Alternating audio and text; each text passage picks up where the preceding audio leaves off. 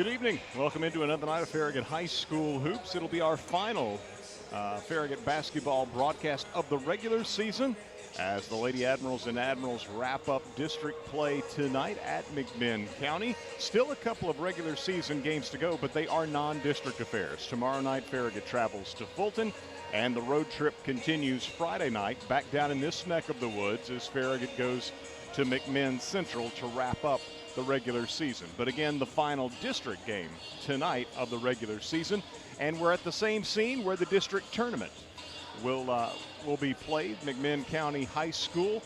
We know that the girls will play on Thursday, a week from Thursday, at 7:30 against an opponent to be determined, and the guys will play a week from Friday, opening postseason against again at 7:30, just as the girls are the night prior. And that too, of course, against an opponent to be determined. Both teams are locked in as the number 2 seeds. The Lady Admirals are there by virtue of their 9-2 district mark. No one can catch them.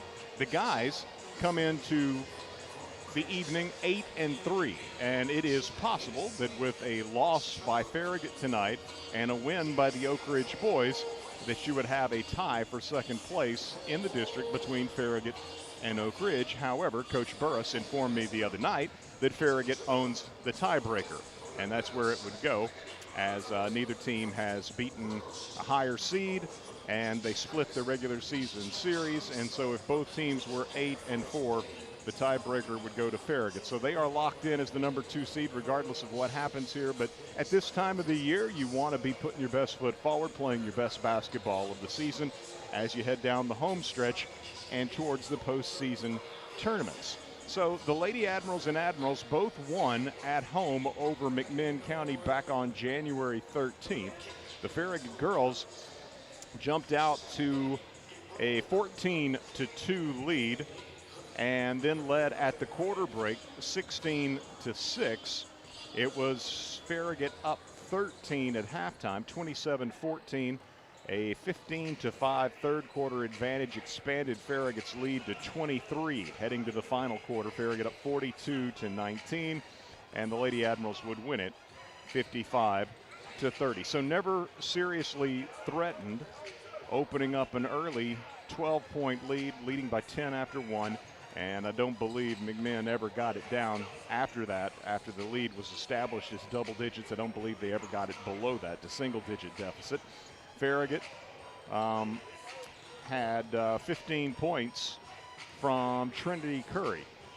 Leading the way that night, Zoe Porter scored 9. Lily Mullins had 7. McKenna Hartley teaming up with Trinity Curry in the post, 9 points for McKenna. So 24 points came from those post players, Trinity Curry and McKenna Hartley, as the Lady Admirals won it 55-30. You look back on the boys' game, and it started in similar fashion with Farragut opening up a 13-4 lead. However, it was McMinn County going on an 8-0 run to close out the first quarter, so that Farragut led by just a single point after one. 13-12. The Admirals were up 6 at halftime, 30-24.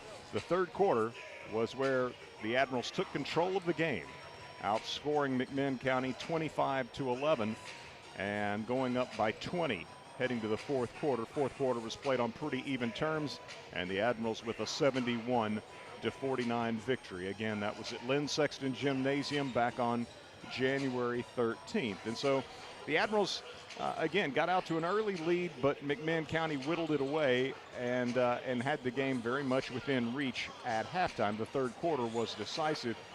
Definitely don't want to let these games go to the fourth quarter hanging in the balance. You'd like to have firm control of the game heading into the final 8 minutes. This is a location that is known, regardless of sport, to be difficult places to get a call, and so it becomes a whole lot easier if the game is not really in question. Lady Admirals are 17-9 overall on the season, and Coach Burris's boys 19-8, so they're looking for their 20th win of the year. Lady Admirals are looking for their 10th district win of the year. And again, both teams with 2 more regular season games coming up this week, at Fulton tomorrow and at McMinn Central on Friday. And so then they'll have about a week off. The guys will have a week off. The girls will have 6 days before they open tournament play back here at McMinn County. You look at like where we know what seeds are for the tournament, and I think right now you can place 4 teams for both the girls and the boys. You just have 3 that are still, at least to my knowledge, up for grabs. I don't know all of the tiebreakers for various schools, but if you look at the girls' District 4 4A standings, Bearden is done. They played Saturday night a makeup game and defeated, or was that yesterday? That was yesterday. Beat McMinn County 83-37. So the Bearden girls conclude a perfect run through the District 4 regular season 12-0. The Lady Admirals 9-2.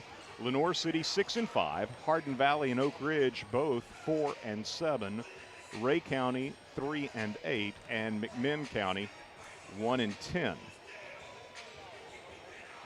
On the boys' side, Bearden likewise last night with an 81-57 win over these Cherokees of McMinn County. That was at Bearden as the Bulldogs finished out 12-0 in district regular season play. Farragut second, 8-3. Oak Ridge third, 7-4, followed by Lenoir City at 5-6.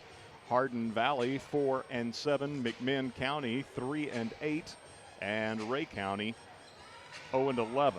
So the district tournament for the girls will get started next Monday with the so-called play-in game, the 6th seed versus the 7th seed. And looks like the boys will do likewise. They will play their play-in game on Monday. So those will be the 2 games on Monday. And then you've got the quarterfinals for the girls on Tuesday, 2 games. Quarterfinals for the boys on Wednesday. Then the Lady Admirals, again, open district play in the semis on Thursday. The guys open play in the semis on Friday. And I was thinking perhaps they would play the girls' championships on Saturday and consolation game, and the guys on Monday, but they're going to go Monday, Tuesday instead. So district tournament running from next Monday, February 16th, through the following Tuesday, with the boys' championship and consolation games February 24th. So that's a little bit of a look ahead. In addition to Farragut at McMinn County tonight, the other district regular season play finales this evening. Oak Ridge is at Lenoir City, and Hardin Valley is in Evansville to take on Ray County. Again, Bearden is done. So the other 6 teams finishing out tonight. Lady Admirals are in their road black, and McMinn County in its home white.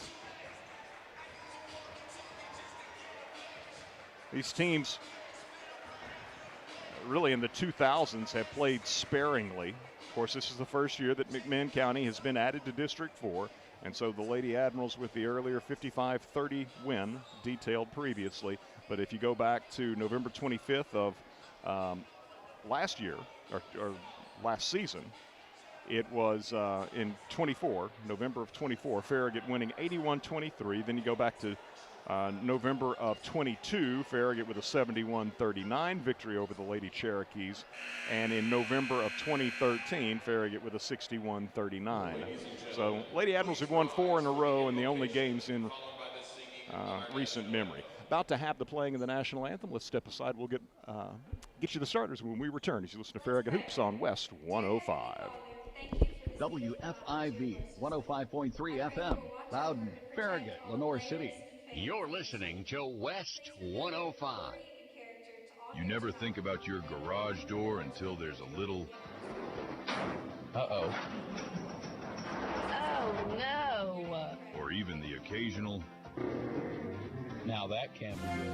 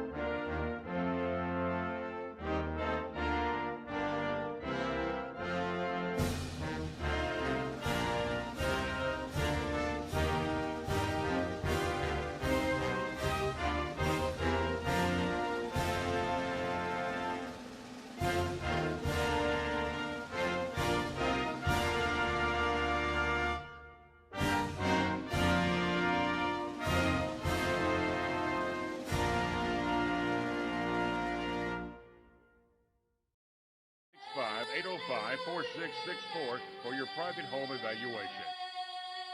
Hey, it's Matthew Bryan with Bryan Insurance Group. For your home, auto, or business, we are proud to represent the top carriers, including Erie Insurance, recently ranked #1 for auto insurance by Consumer Reports, along with Progressive, Geico, Allstate, Travelers, Foremost, Berkshire Hathaway, and Chubb. So you can compare and choose the coverage that fits your life the best. Start your custom quote today at bryaninsurance.com. That's BRYAN insurance.com. Bryan Insurance for every season of your life.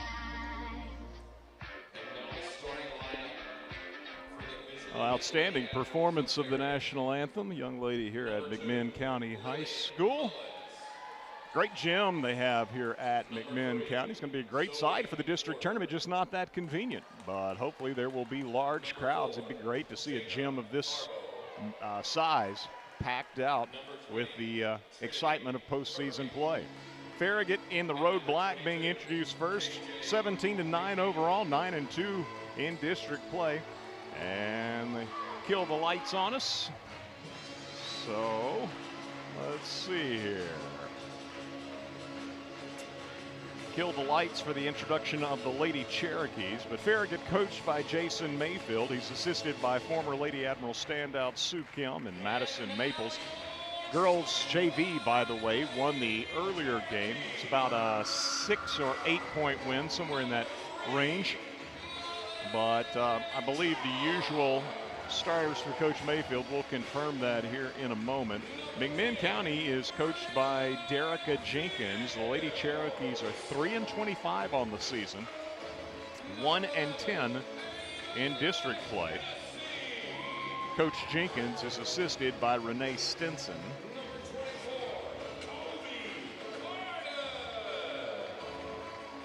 Well, I got some different starters from what I was anticipating for McMinn County.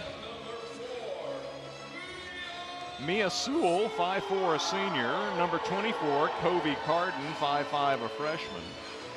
Sewell, by the way, was the leading scorer for McMinn County in the earlier matchup with Farragut, scoring 9. Let's see who else is going to be out there for McMinn. Looks like number 11, Avon Hennessy, who was McMinn's second leading scorer in the first matchup with 8 points. She's a sophomore. Meanwhile, Farragut will have its usual 5 of Lily Mullins, 5'4", a senior. Number 4, Jana Carbaugh, freshman. Number 20, Trinity Curry, a 6-foot junior. Number 22, KJ McNeely. And who am I missing? Zoe Porter, number 3. So it'll be KJ to jump against Braylon Fields, and Farragut will control the opening tip. We are full speed ahead here at McMinn County High School. Lady Admirals with the opening possession. Shot missed out top. McMinn County back the other way with its first possession of the night. Molly Trentham, another starter for McMinn. I think I got everybody else to mention. So with the ball out top, Carden guarded by Trinity, who extends defensively. They swing the ball left. Trentham to the top of the key, back over right in front of the Farragut bench. Working off a screen, Sewell leaves it off left side for a three-point attempt that is no good. McMinn County keeps it alive. They'll hoist another three. This one's no good by Trentham from the right wing, and McNeely with a defensive rebound. KJ McNeely in front court rips it into the right corner to Zoe Porter. She resets to the wing. Offline, KJ tried to grab it and shoot all in one motion. Did. Just miss a shot, but that's okay. She's there to clean up her own miss. And so KJ just padded her rebounding stats, grabbing 2 offensive rebounds and getting Farragut on the board first. Quick three for McMinn County. It's Fields from the left corner. No good. Lady Cherokees again keep it alive, however, driving Hennessy into the paint. Runner good by the McMinn County sophomore. Avon Hennessy ties the game at 2. Lady Admirals in front court, Lily Mullins. Lady Cherokees playing zone. Farragut goes in the middle of it to KJ. Good dump down low. Quick pass to Trinity Curry. And Trinity underneath lays it up and in. 4-2. Farragut leading. Lady Admiral zone press over the top of it. McMinn gets it to Trentham. Trentham then dribbles left, throws it into the Farragut bench over on the right side. turnover for McMinn County, its first. Baskets by McNeely and Curry for Farragut. Hennessy has the bucket for McMinn County. Carball.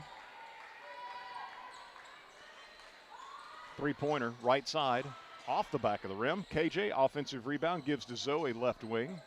Zoe back to KJ, looked inside, but quickly instead goes to Mullins. Right side to Carball. She'll try another three, no good. KJ goes and gets yet another offensive rebound, whips it to Mullins in the paint. Good look from KJ, and then Lily fouled as she goes up for a shot. Braylon Fields picks up the first personal foul of the ball game.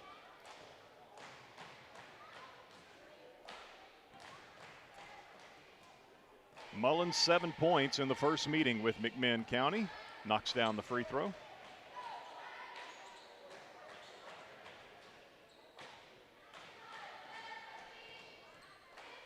Second toss, good. Mullins hits them both. Farragut leads 6-2. First sub of the ball game is McMinn County. Lily Skidmore checking into the ball game for Covey Carden.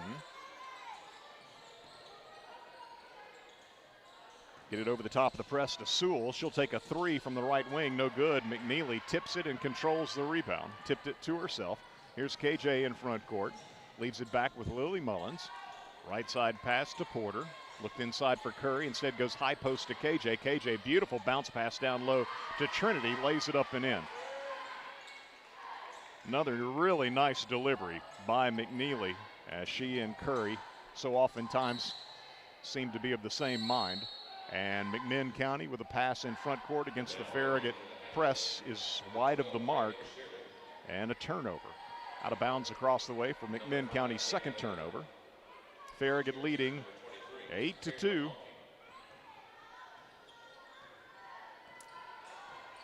Reagan Sheridan, Gabby Van Acker into the ball game for Carball and Porter. And Sheridan trying to get the ball to KJ at the high post. It's kicked by Lady Cherokee. So Farragut inbounding across the way side front court. Into Gabby. Gabby looks inside to Trinity. Trinity to the cutter KJ. Extra pass to Reagan. Back out top to Lily. Three-pointer good. Well, good ball movement by the Lady Admirals, although Reagan almost passed up a layup, but hey, it works out. Mullins knocks down a three. She's got 5, and Farragut leads 11-2. Farragut trapping in rear court against Trentham. Trentham across the timeline with a pass. Skidmore drops it off down low, and unable to hit from point-blank range, McConkey, who had checked into the ball game. McMinn County, pretty good job breaking down the press, just couldn't finish at the rim. So 11-2, Farragut leading as Van Acker gives to KJ. Top of the key three is going to be short. Sheridan grabs it off the deck, feeds KJ, draws the defense, finds Curry underneath, and Trinity lays it up and in. She's got 6. McNeely's got herself another assist. Here's a steal in rear court by Van Acker, who lays it up and in. And so a turnover in rear court on the inbound by McMinn County, and Farragut leads 13-2 as McMinn County wants a 30-second timeout. So 5 points for Mullins here early. Gabby Van Acker with the steal and basket, her first, right before the timeout taken by the Lady Cherokees. Trinity Curry with 6 points and KJ McNeely with 2. As Farragut, like the first matchup, taking control of the game at the outset. Lady Admirals led mid-January in the matchup at Lynn Sexton Gymnasium 14-2.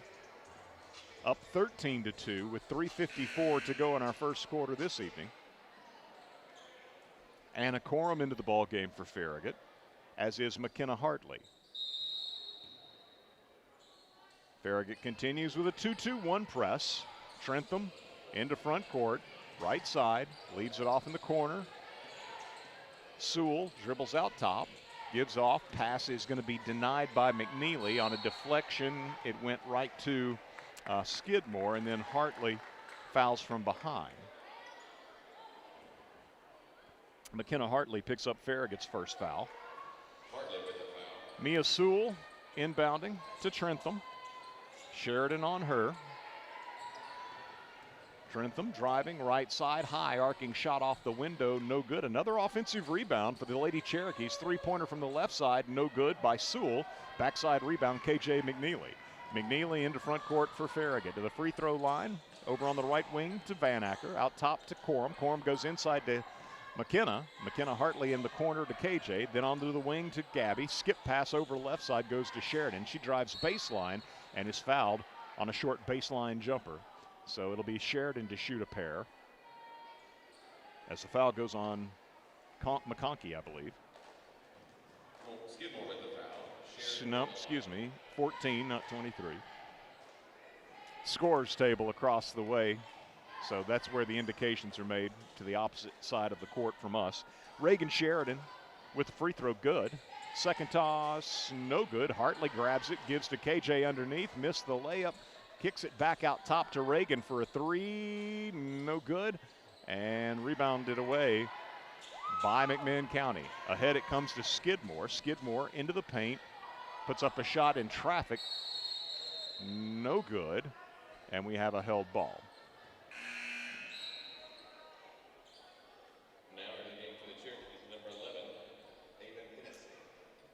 So 14-2, Farragut leading. McMinn County on the alternate possession will keep it. Inbounding Trentham from the baseline right underneath her own basket. Loops it in to Sewell. Guarded by Corum. Little crossover, pulls up, and Farragut came over with a help defender, and they say Sheridan got her.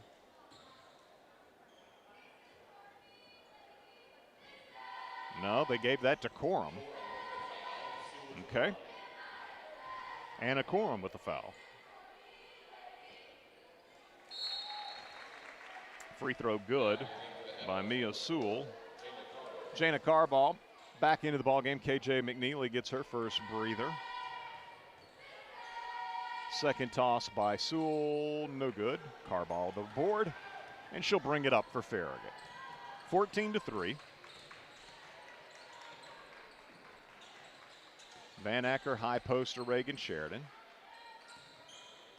Sheridan free throw line, down the lane with the left hand, missed at the rim. McKenna Hartley rebound, misses on the putback, tries again, no good. How about another rebound, but we're gonna have another held ball. Lady Admirals with it. Retain possession, we'll have it baseline right with Reagan Sheridan. Into Hartley, she's gonna shoot a three, hit it! McKenna Hartley from the right corner knocks down the three. 17-3, Lady Admirals lead it. In rear court, Van Acker deflects a pass and now steals it away. Turnover, finds the cutter, Reagan Sheridan lays it up and in. Good find by Gabby. That all happened very quickly. A deflection, then the steal and the assist for Van Acker to the cutter, Reagan Sheridan. McMinn in front court. This time they break the press. They get the ball to the free throw line. Hennessy puts it on the deck, drives the lane, and scores. She's got both of McMinn County's field goals. Van Acker the other way. Quick three on line and good. Gabby Van Acker knocks down the three. Farragut's second. Mullins had the earlier one. Third. McKenna Hartley also with a three. Farragut leads 22-5. Over the top of the press, Farragut's McKenna Hartley is hanging on to Mia Sewell. And so the foul call on Hartley will be her second. And Sewell will shoot a couple of free throws where she hit one of two previously.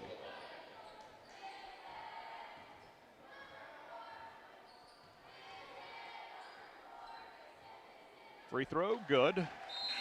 Sewell, a senior, which she's the only senior for McMinn County. So they've struggled this year.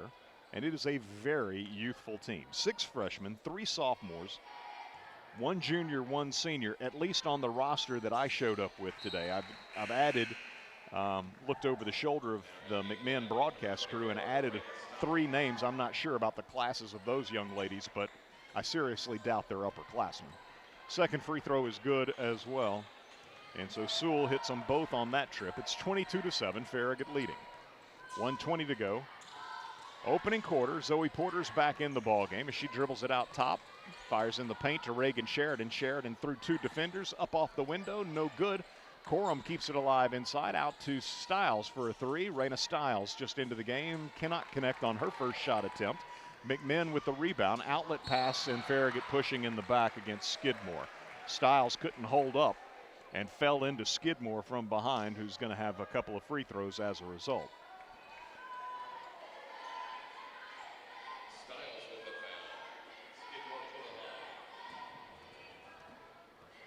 Skidmore,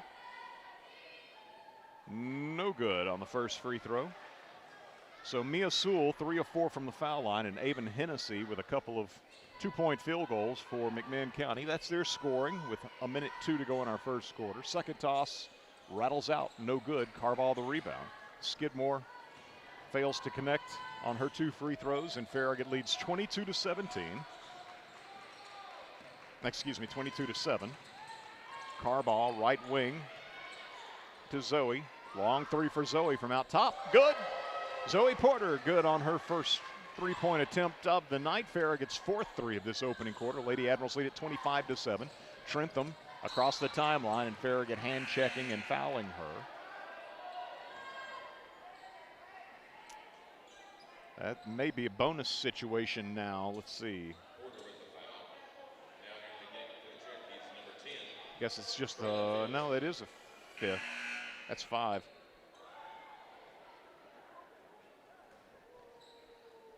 So Trentham's going to shoot a couple.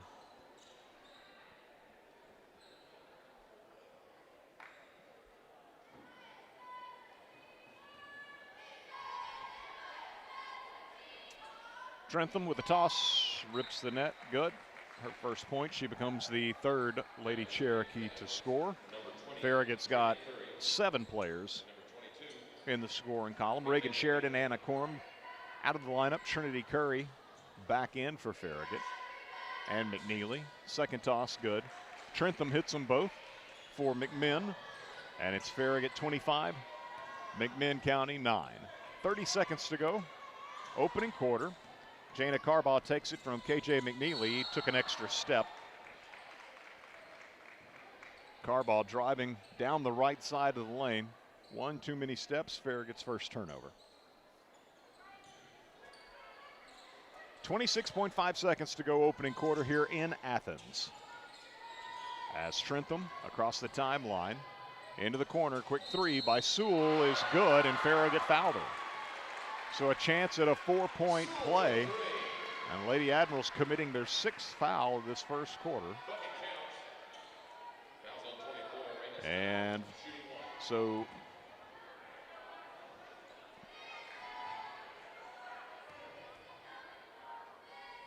Sewell, looking to complete a rare 4-point play, does so. She's got 7, 25-13. Farragut in front court. KJ McNeely pressured out top. They're hanging on to her. KJ drives into the lane, leaves it off of Trinity Curry. Trinity off the glass, good. Curry will finish the first quarter with 8 points. The Lady Admirals, after one, will lead here on the road in this regular season district game finale. Last district contest of the regular season. Lady Admirals up 27-13 after one here at McMinn County. Back in 1 minute with second quarter action as you listen to Farragut High School basketball, presented by Precision Garage Door Service on West 105. Leaky pipes. Oh no! Toilets clogged. Oh crap! Don't freak out. Just call us. Problem solved. Okay. No job too big. No job too small. Oh great. Repairs, installs, relax. We do it all. Valley Plumbing. Any plumbing issue, anytime. Call your Valley Plumbing professionals today at 865-351-0643 or visit valleyplumbingtn.com. That's valleyplumbingtn.com. Banking should feel personal, and at Hearthside Bank, we make sure it does. With services designed for you, from everyday banking to complex loans, we're here when you need us. Visit our Farragut branch today and discover the difference of banking with a local team that is always within reach. Hearthside Bank, member FDIC, equal housing lender. Trinum takes it to the hole. First possession of the second quarter, driving to the basket and scoring for McMinn County, Molly Trentham. Now a steal at the high post. Looked like Trentham might have walked on a pirouette. Now it looked like she walked again, but she threw the ball away. And so Farragut gets it back as the teams exchange turnovers. Zoe Porter in front court. They're showing 27-15. I've got Farragut with 29 points, so I'm going to have to check that. And Farragut throws it behind a cutter. Porter was going to circle along the baseline. Mullins threw it to the right wing, just vacated by Porter. And Farragut with its third turnover, 2 of them in the first 37 seconds of this second quarter.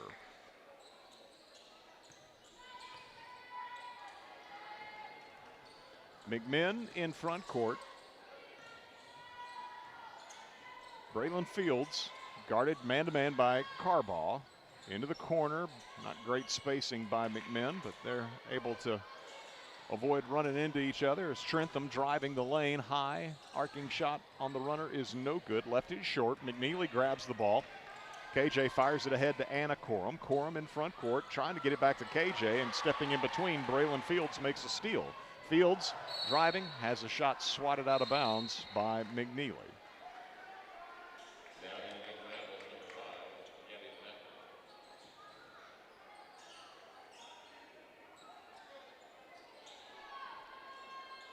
McMinn inbounding from the baseline, and they threw it away at the free throw line. Corum comes up with the steal. Anna driving the length of the floor, fouled on a shot attempt. She'll have 2 free throws. Turnover number 6 for McMinn County. And Farragut leading 27-15. So they say. Skidmore picks up what I believe is her second foul.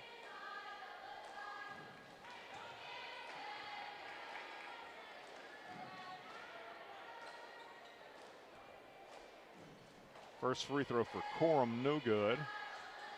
Second one.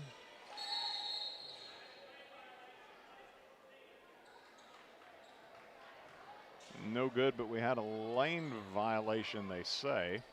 I don't know. It looked like to me everybody was slow to react, not fast.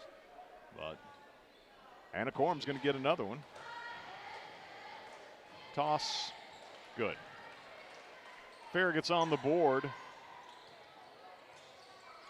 in this second quarter. Skidmore, little acting job. Got the foul on Gabby Van Acker at midcourt.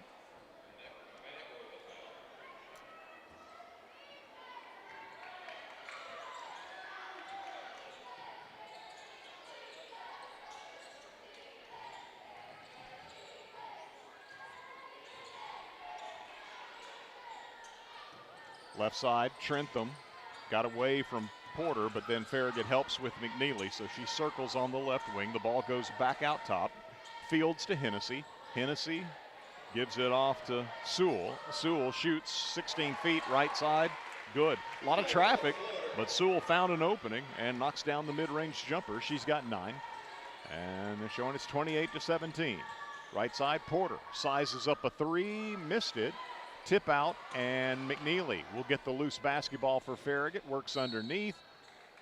Missed the layup, but was fouled, and we'll have a couple of free throws. So KJ to shoot 2. As a foul is given to Avon Hennessy. Hennessy with the foul. McNeely to the line.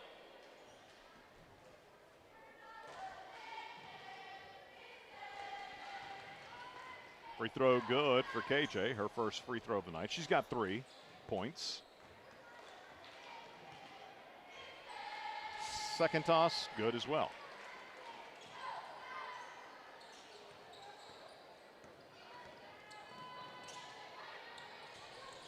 In front court, McMinn launching a 3 from the left side. It's going to be Trentham coming up short. McNeely grabs the defensive rebound.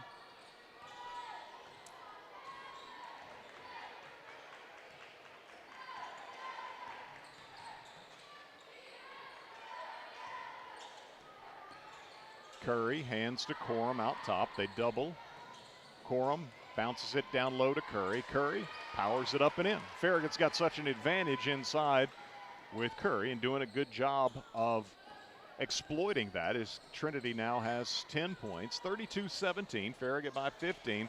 McMinn County looked like maybe Sewell got a bit of a running start. Didn't get that ball to the hardwood quickly enough, but McNeely blocks the shot from behind out of bounds. Curry out of the ball game, Corum out of the ball game, Porter out of the ball game. McKenna Hartley in, Gabby Van Acker, Reagan Sheridan, Lily Mullins, KJ McNeely are the 5 on the floor for Coach Mayfield.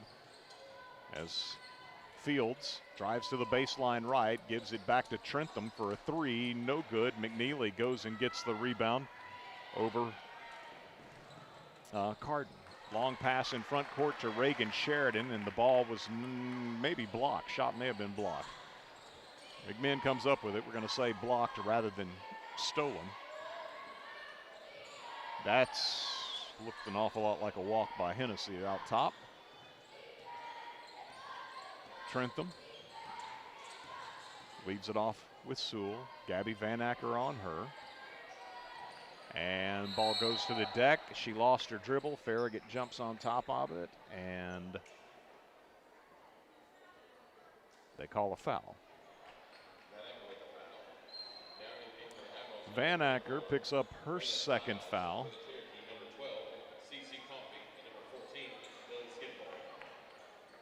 CC Coffey, freshman, number 12 for McMinn County, seeing her first action.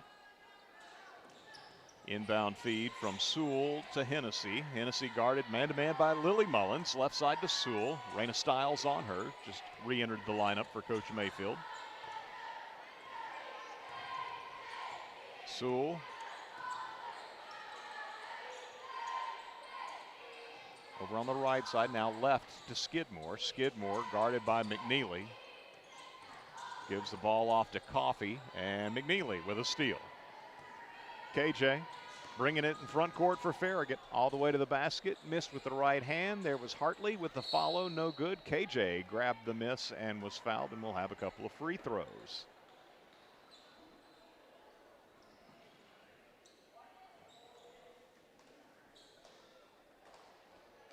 Carden, I believe. Yeah, Kobe Carden with a foul. So KJ McNeely, free throw, good. Cherokee's number 23, Karen McConkey, and number 3, Molly Trentham.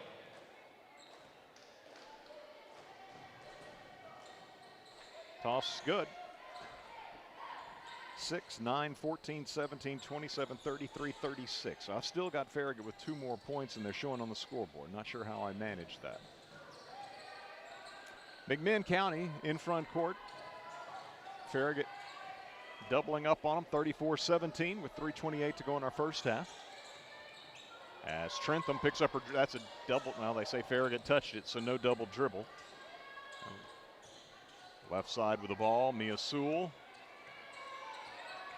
Sewell guarded by Sheridan, bounces it into the corner and immediately gets it back from Coffey. Sewell, I'm not sure that constitutes a move to the basket, but here's Trentham with Mullins on her defensively. Out top, Skidmore. Skidmore dribbling right all the way to the baseline. Runner up off the window and good. Skidmore scores her first field goal. Farragut in front court. McNeely stepping around a defender, scores the basket, and an and one opportunity.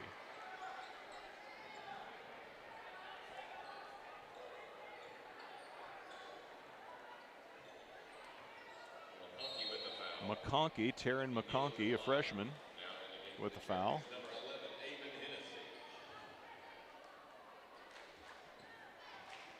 Coffey's replaced in the lineup by Braylon Fields, I believe. Free throw good by KJ. She completes the three-point play. She's 5 of 5 from the foul line. Farragut up 37-19. Long pass in front court comes to Sewell. Sewell moves to the free throw line, then gives it back to Hennessy. Pursued by Mullins. Bounce pass right side to Trentham. Trentham now dribbles it out top. Sheridan chasing her. Trentham off balance three-pointer, in and out.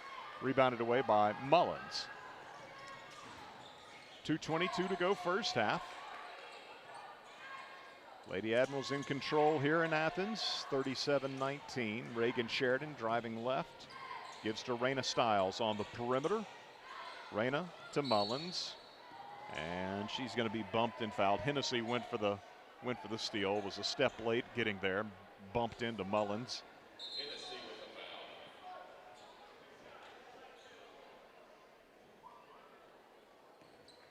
a foul. And that's going to result in Lilly shooting a couple of free throws. Bonus situation for Farragut with 2:07 to go in our second quarter. Mullins 2 of 2 from the line. Toss good. Curry into the ball game for McKenna Hartley.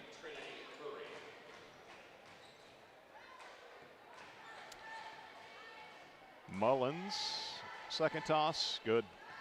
Lilly 4 of 4 from the line. Three-pointer as well. She's got 7. Farragut up 20, 39-19.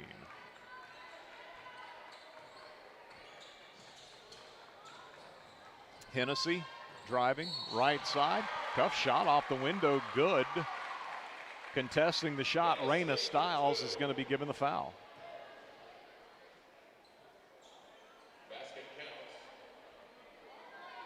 So an and one opportunity for Avon Hennessy. 6 points for Hennessy. First free throw attempt of the night is good.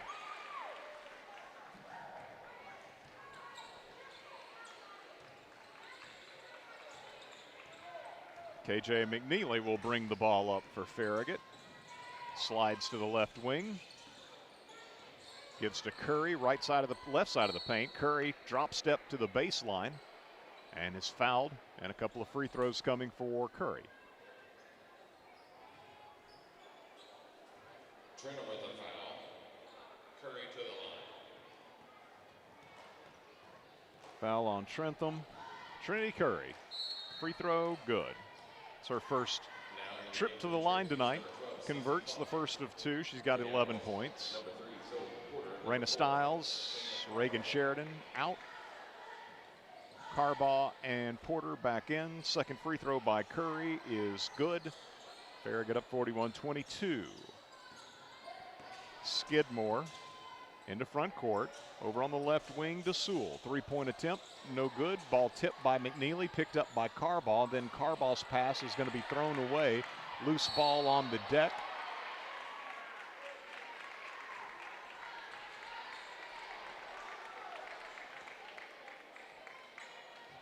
And apparently a foul called on Farragut.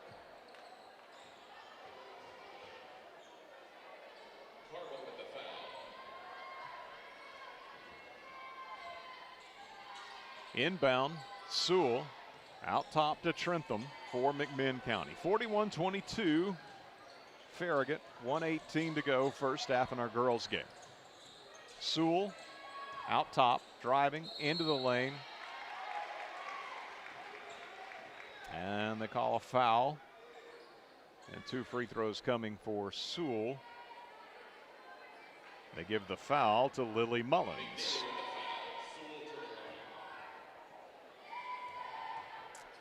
So Mia Sewell, free throw good. She's in double figures and has now hit 5 of 6 free throws. Second toss, no good, rattles out. McNeely the board. KJ over 1,500 career points, well over 1,000 career rebounds, the career rebound leader in Lady Admiral program history. Porter, three-pointer, top of the key, short. And it'll be rebounded away by McMinn. Then Mullins knocks the ball loose in rear court, and McNeely on the deck, as well as McMinn County's CC Coffee. Both in possession of the ball, and Farragut gets it with the arrow going its way. So 43 seconds to go in our first half as Mullins inbounds to Curry on the right wing, hands it back to Lilly, circles out top. Drops it off inside to Curry, and then Curry goes down as Trinity pointed to her right ankle.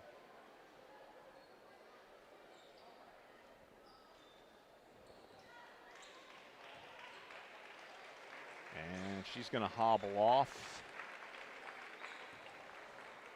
got up under her own power and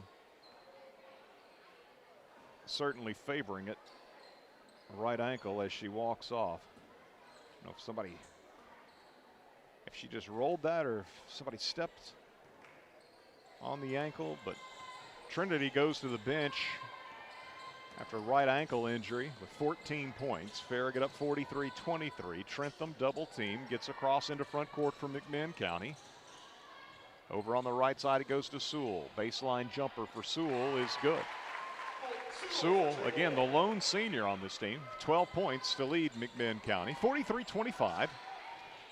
Final 10 seconds. KJ driving into the corner to Carball. Now to Mullins, 2 seconds. Lilly on the drive, in the paint, shot up, won't go at the horn.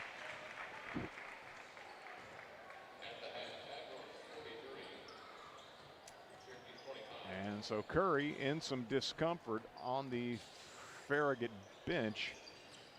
So that's concerning. We're at halftime, and the Lady Admirals leading 43-25.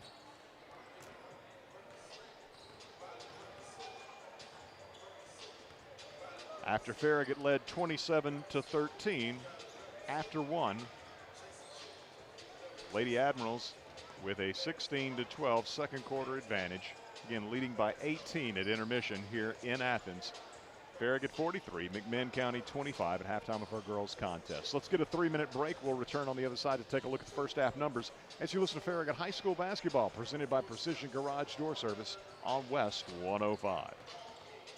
Whether you're cheering on the home team or building your dream home, David's Abbey Carpet and Floors has you covered. From engineered hardwood to luxury vinyl, elegant porcelain to natural stone, David's has the winning design for every room and the championship team ready to help you score the perfect floor. Locally owned and proud to serve our communities from locations in Farragut, Marable, and Pigeon Forge. Visit David's Abbey Carpet and Floors in-store or online today, where the Admirals shop for floors. Whether you're managing a household or running a business, Citizens Bank has a checking account built for how you bank. Choose from personal and business options with digital tools like mobile deposit, bill pay, and merchant services, plus support from a local team in Knoxville and Lenoir City that understands your goals. Learn more at citizensbank24.com. Member FDIC. Thousands of LCUB electric customers are already enjoying our gig speed fiber internet's lightning fast symmetrical upload and download speeds with unlimited data, lag-free streaming and gaming, and the bandwidth to connect all their family's devices with ease. Plans start at just $69.99 a month, Wi-Fi included. Free installation, fixed pricing, local customer service, and no contracts. Why wait? Get connected now. Check availability at lcub.com. Welcome to Willie's Wings, home of the secret sauce. I'll take a dozen wings.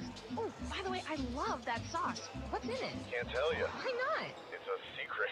While many financial advisors claim to have the secret sauce, they don't. In fact, if their sauce is so good, why are they keeping it a secret? Derek Miser of Miser Wealth Partners doesn't keep anything a secret. He knows there's much more to retirement planning than stocks, bonds, and mutual funds. That's 865-281-1616 or online at miserwealthpartners.com. Shop Farragut loves Farragut sports. From football to basketball to baseball and softball, we love supporting our hometown teams. We also love it when you shop Farragut and support our hometown businesses. You'll find everything you want when you shop Farragut. So support our local businesses and shop Farragut every day. We got the big box of mom and pop, so many groovy restaurants. Shop Farragut. You never think about your garage door until there's a little... Uh-oh. Oh, no. Or even the occasional... Now that can be good. That's why the pros at Precision Garage Door Service are available same day with fully stocked trucks to fix it fast. So we can turn uh-oh into... Oh my, wow. Precision Garage Door Service, the name you can trust.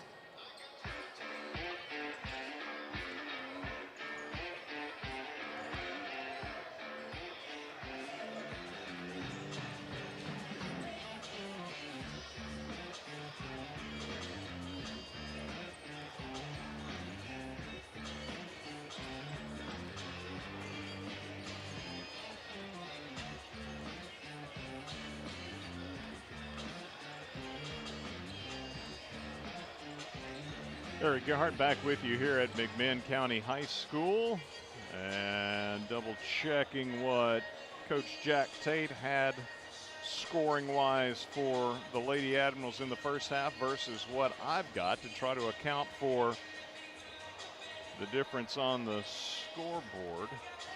And I think I found the discrepancy. So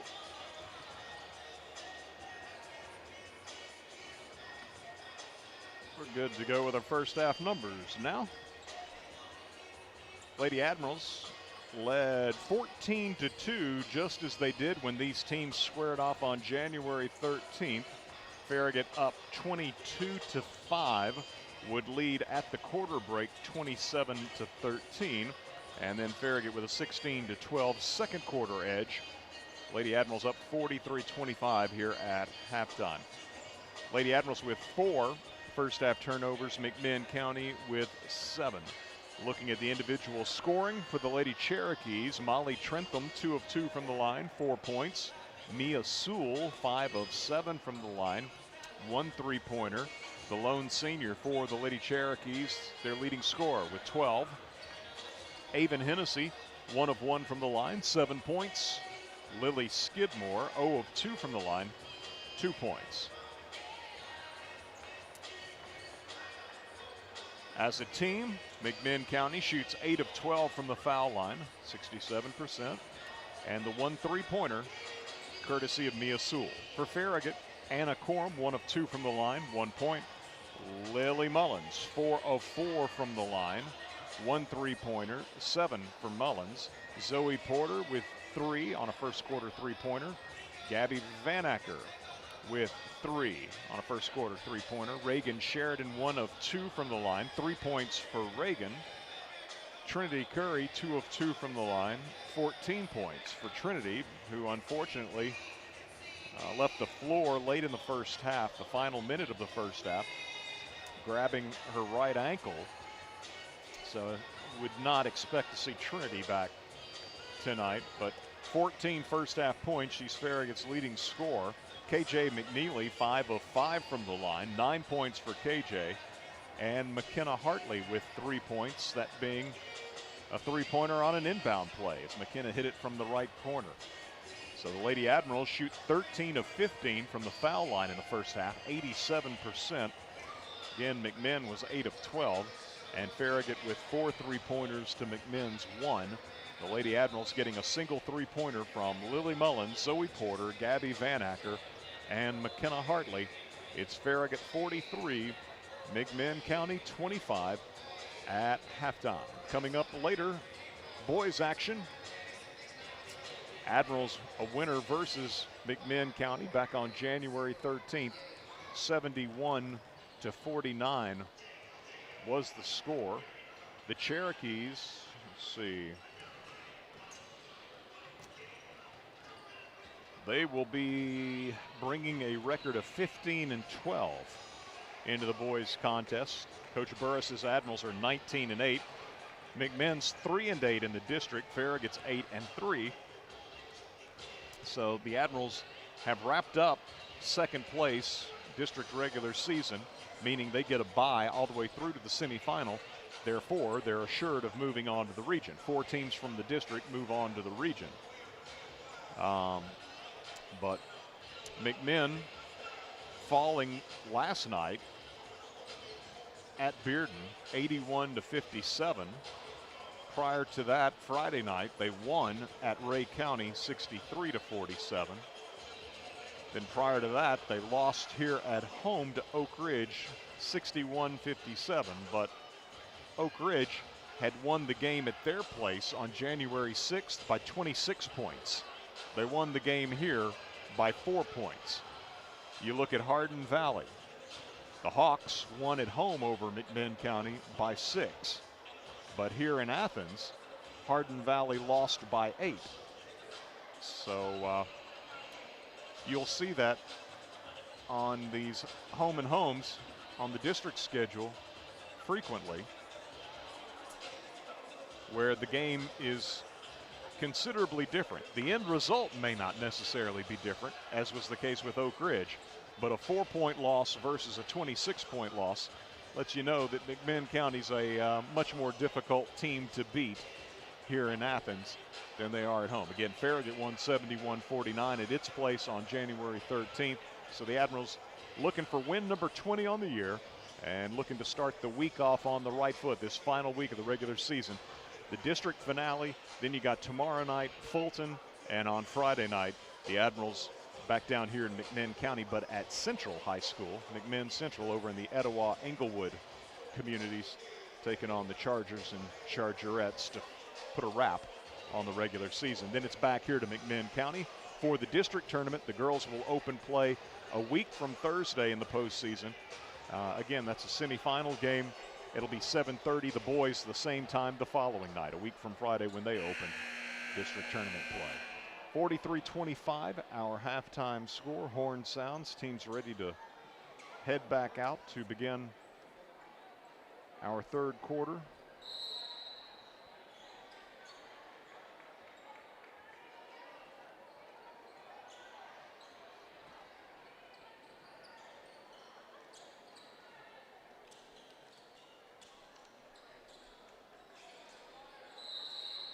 Farragut will have Gabby Van Acker among the starting five, with Trinity Curry getting her ankle iced and taped on the Farragut bench. McNeely goes for a steal out top as McMinn County has the first possession of the third quarter, and KJ knocks the ball out of bounds. So Jana Carball, Lily Mullins, KJ McNeely, Zoe Porter, and Gabby Van Acker, the five for Coach Mayfield. Brooklyn Fields loops it right side to Mia Sewell for McMinn. Three-pointer from the corner, no good. Carbo goes and gets it. She'll be double-teamed in rear court. Spins away from the double team. Gets it to McNeely. Cross-court pass to Mullins. Mullins in front court. Cross-court back right side to Porter for a three that rattles out. And coming up with the ball is McMinn County, and Sewell is called for a double dribble on the baseline.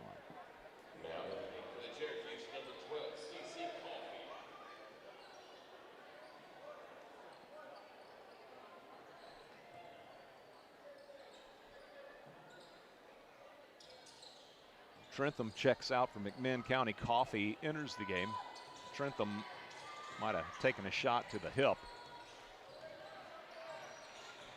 So McNeely got away from the defender, penetrating, kicks it off right side to Gabby for a three, no good. KJ with the follow on the left baseline, good. McNeely collects the offensive rebound and scores on a little spinning jumper from the left baseline. She's got 11. Farragut leads 45-25. Here's the steal by McNeely. KJ in front court, off to Gabby, right wing. Gabby to Zoe Porter. Porter to Mullins out top. McMinn, man to man. They were zone, I believe, throughout the first half. Could be wrong about that. McNeely into the paint, fires left corner, Carball. Three-pointer, no good. McNeely, another offensive rebound. Gives it out to Zoe for a three. In and out. And Farragut tips it out of bounds. McMinn County's ball.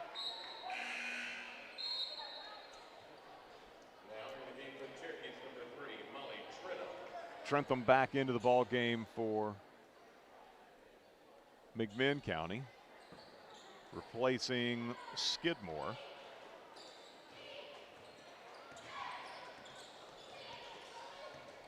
Trentham loops it into front court. That's out of bounds. Unforced turnover.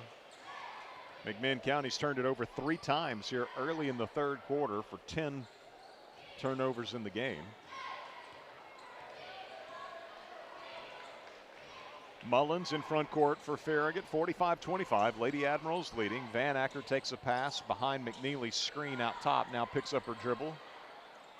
Gives to Mullins. Mullins trying to get it to KJ at the high post. It's thrown away, and McMinn will give it right back. Tried to get out on the break, and the pass thrown ahead of Hennessy, who could not track it down.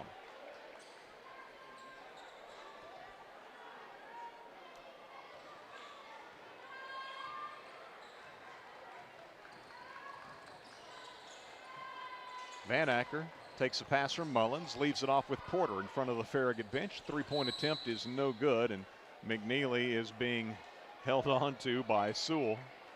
KJ went and got the rebound with one arm just the same, but they did call Sewell for the foul.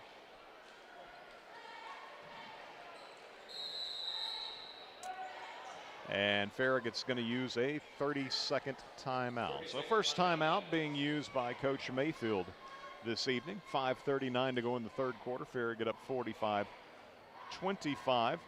And almost 2.5 minutes into this third quarter. McMinn County yet to score. Farragut has only the basket on an offensive rebound and putback by KJ McNeely. 4 turnovers for McMinn County this quarter. Farragut's got 1. Note to self, bring a jacket for the district tournament. They got the air conditioner on in here. It's as spring-like as it is today. It's cooler in this gym than it is outside.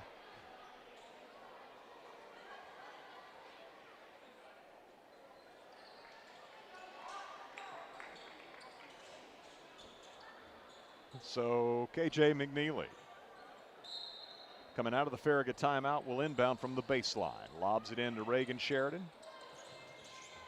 Reagan works to the baseline, can't shoot, fires it out top to Mullins. She'll penetrate, down the lane goes Lily, missed at the rim. KJ with the rebound, put back, good.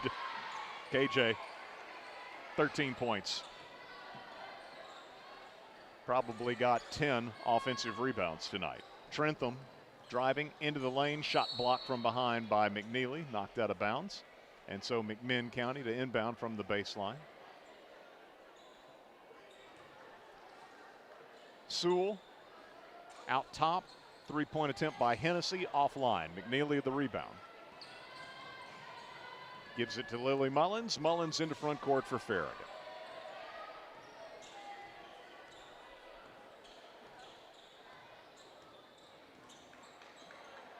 Right side, Reagan Sheridan. Sheridan, pick and roll action with McNeely. Could have shot it, kicks it out to Mullins. Three-pointer, good. You know, there are some players. Mullins now has 10. That's her second 3 of the night. Pass in front court for McMinn comes to Sewell. Sewell down low on the left baseline for a shot up and good by Braylon Fields. Her first basket of the ball game.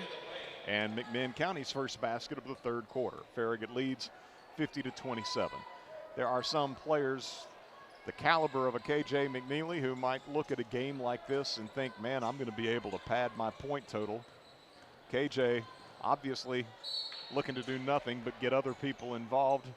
And if there's a statistical category that she's looking to pad, it's rebounds, offensive especially, to allow more shots for her teammates and assists. Reagan Sheridan fouled, will go to the line for Farragut. Reagan knocks down the toss, good. She's got 4 this evening. Gabby Van Acker out of the ball game. McKenna Hartley into the lineup for Farragut. Hennessy and Coffey out of the game for McMinn. Second toss for Reagan, back rim. KJ trying to keep it alive, and it rolled off her arm and picked up by McMinn. They throw it into front court. It's going to be mishandled and will be a turnover. And so unable to come up with it cleanly as McMinn trying to push the tempo. Sewell could not come up with it. And the Lady Cherokees with their 12th turnover of the night. Farragut midway through the third quarter leading 51-27. McNeely will be at the point. Anna Korm in the ball game for Farragut as McNeely drifts to the right wing. Bounces it inside to McKenna Hartley. Hartley squares up to the basket, puts a shot up over a couple of defenders, no good. McNeely got the rebound and was fouled. Please tell me that's not on KJ. Give me a break. So McNeely went up, got the rebound. A McMinn County player moved under her. Actually, some risk of injury on a play like that, and McNeely got called for the foul. So McMinn County with a basketball in front court. Sewell, right side, gives off to Trentham. Mullins knocks the ball away twice. Trentham dribbling right, lost it a third time, and they'll call Mullins for a foul.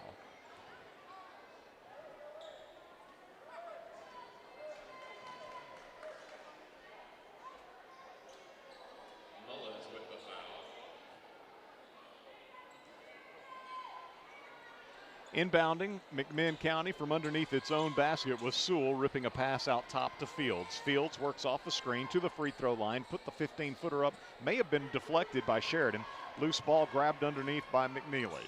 McNeely in front court picked up by Skidmore, moves to the free throw line, fires to Corum on the right wing.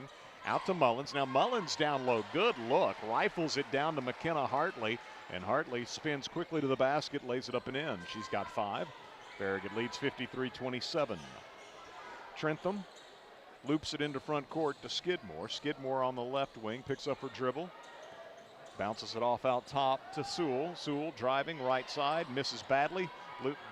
Rebound by Mullins, and Mullins leads the break back the other way and fouled at the rim as Molly Trentham, one of 2 Lady Cherokees, trying to get back defensively, trying to keep pace with Mullins, who went coast to coast. Trentham given, I believe, her second foul. And Mullins to the free throw line for 2, first of which is good. Lily's got 11 and is now 5 of 5 from the foul line. Second toss, good.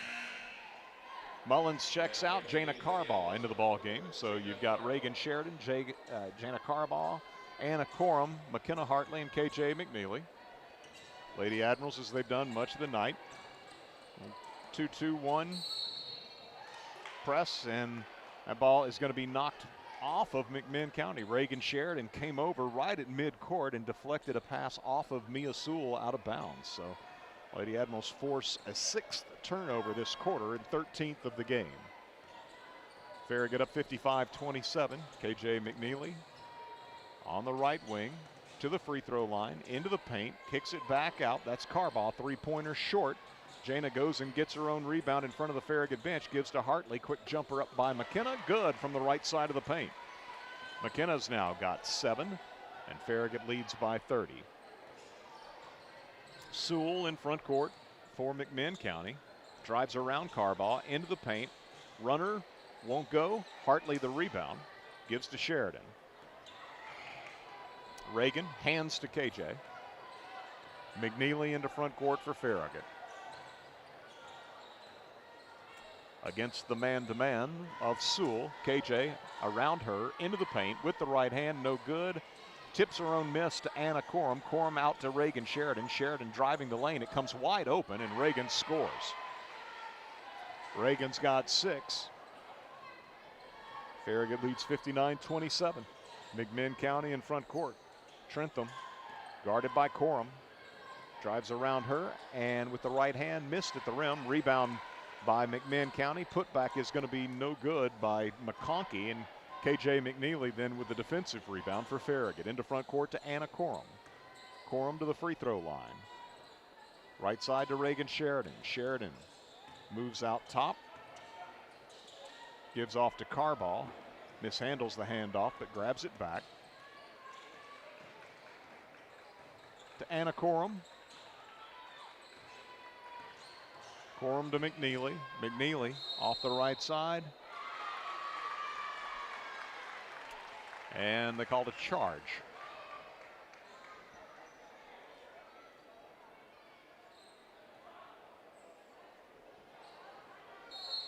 McNeely with the foul.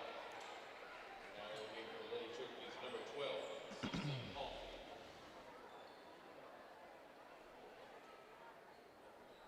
54.8 seconds remaining in the third. McKenna Hartley out of the ball game. Raina Stiles into the lineup. So under a minute to go, third quarter. McMinn County with the ball. Farragut up 59-27. Ball's going to be thrown away. Anna Corum applying pressure on CC Coffey. Coffey leaping high but unable to reel in the pass. So that's 14 turnovers, 7 this quarter for McMinn County. Carbaugh dribbles right. Looking in the post for Reagan Sheridan. And that pass is denied. Skidmore deflects it out of bounds. So Reagan Sheridan from the baseline right for Farragut. Lobs into McNeely. KJ to the baseline, works around a couple of defenders, gives to Stiles at the elbow. Extra pass made into the corner to Carbaugh for a three that's no good. Rebounded away by McMinn. Skidmore in front court to the rack. Will miss the shot with the right hand. Carbaugh with the rebound. 10 seconds to go in the third. Carbaugh in front court. Driving right side with the right hand up off the window. Scores. Jana Carbaugh, her first basket of the ball game, gives Farragut a 61-27 lead as we head to the fourth quarter of our girls contest. Boys action to follow here this evening in Athens, but Farragut with an 18-2 third quarter advantage, now leading by 34 as we head to the fourth and final quarter of our girls contest. Back with that fourth quarter in 1 minute as you listen to Farragut High School basketball, presented by Precision Garage Door Service, a name you can trust. WFIV 105.3 FM, Loudon, Farragut, Lenore City. You're listening to West 105. Looking for a mortgage that fits your needs? At Hearthside Bank, we offer a variety of mortgage solutions to help you get into your dream home. Whether you're a first-time home buyer or refinancing, our team is here to guide you every step of the way. With competitive rates, personalized service, and flexible terms, we have the right mortgage for you. Visit us today and let's make your homeownership dreams a reality. Hearthside Bank, member FDIC, equal housing lender. Hey, it's Matthew Bryan with Bryan Insurance Group. For your home, auto, or business, we are proud to represent the top carriers, including Erie Insurance, recently ranked #1 for auto insurance by Consumer Reports, along with Progressive, Geico, Allstate, Travelers, Foremost, Berkshire Hathaway, and Chubb. So you can compare and choose the coverage that fits your life the best. Start your custom quote today at bryaninsurance.com. That's BRYAN insurance.com. Insurance for every season of your life.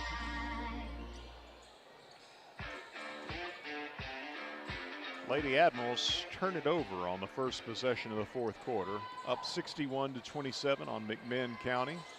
And a three-pointer for McMinn is up and good by Braylon Fields, her first three-pointer and the second of the night for McMinn County. It's Farragut 61, Lady Cherokees 30. Carbaugh for Farragut, driving left side. Throws it into the right corner to Zoe Porter. She'll drive and kiss it off the window. Good. Zoe has 5 points tonight. Farragut leads 63-30. Raina Stiles, McKenna Hartley, Reagan Sheridan, Jana Carbaugh, Zoe Porter on the floor. As McMinn penetrating, and a shot missed by Mia Sewell, but saved underneath. Lady Cherokees with Skidmore pivoting on the left block and scoring. So keeping it alive with CC Coffee, grabbed the miss, and then Skidmore with a nice move in the post scores the bucket. She's got 4 points. Farragut in front court. Carbaugh loses her dribble, grabs it back, gives to Stiles. Stiles to Porter. Right side it goes to Sheridan. Sheridan into the lane, and all sorts of traffic in that lane. A whistle sounds. And a foul on Coffee. Skidmore, excuse me. So Reagan Sheridan with a free throw. No good. Reagan now 2 of 5 tonight from the line. 6 points for the Farragut junior. McNeely enters the lineup for Farragut. Second toss is good, so Reagan hits 1 of 2, and she will leave the game. Farragut will have Arabelle Ray.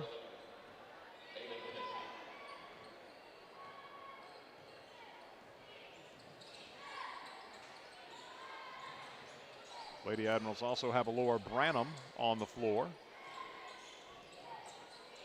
Coffee with it out top for McMinn County, guarded by Porter. Right side to Hennessy. Back out top to Fields. Fields drives left, leaves it with Coffee on the wing. Shut down on a baseline drive, gives to Hennessy. Her runner won't go, and Farragut rebounds it away with McNeely.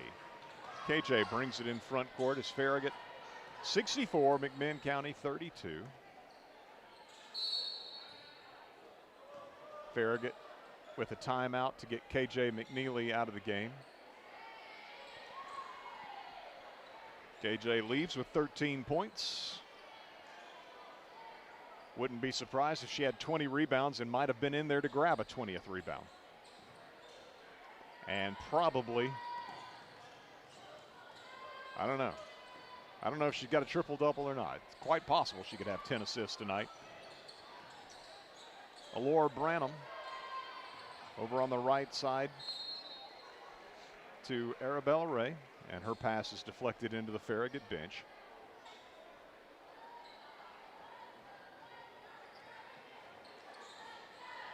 Raina Stiles to inbound and throws it into rear court. Chase for the loose ball. McMinn County will pick it up and give it off to her teammate Skidmore. Quick little shovel pass to Skidmore, who missed the layup, but a foul was called on Ray. Ray with a foul. Skidmore to the line. And they're not letting the clock run. Sometimes, fourth quarter, 30-point margin, the clock runs. Not so here tonight. So Skidmore misses the free throw. Second toss is good. Skidmore hits 1 of 2. She's 1 of 4 from the line tonight. Has 5 points. And it's 64-33 Farragut. High post, McKenna Hartley with the basketball. Squares up to the bucket. Hands it off to Ray. Ray moves to the free throw line, into the paint with the right hand. Shot good.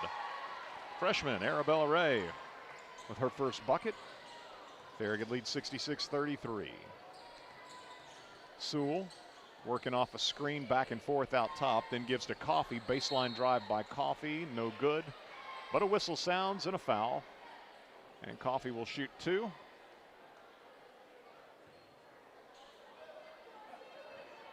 Gillespie with the foul. Coffey to the line.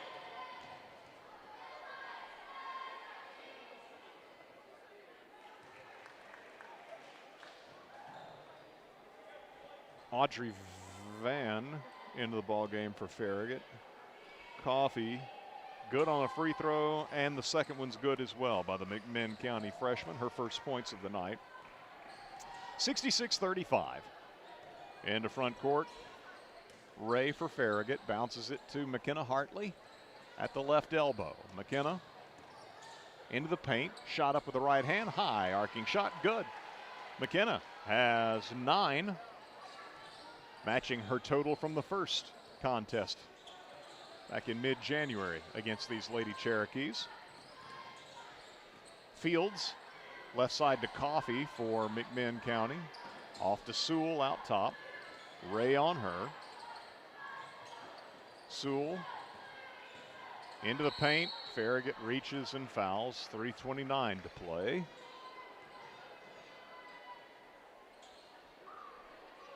Give the foul to Hartley. I think it's her third. Hartley with the foul. Now here for the Cherokees, number 3, Molly Trenton. Number 24, Cody Clark. And number 44, Jamie Wall. McMinn inbounds to Trentham, just back into the ball game. She gives it back to the inbounder, Sewell, in the corner. Sewell being guarded by Farragut freshman Audrey Van. Out high now to Trentham. Right side, working along the baseline for McMinn will be Jamie Wall, and out of bounds, it's going to stay with McMinn County.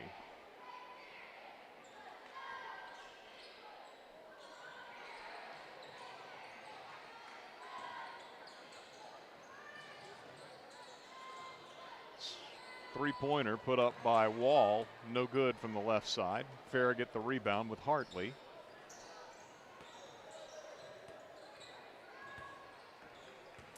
Gives to Ray.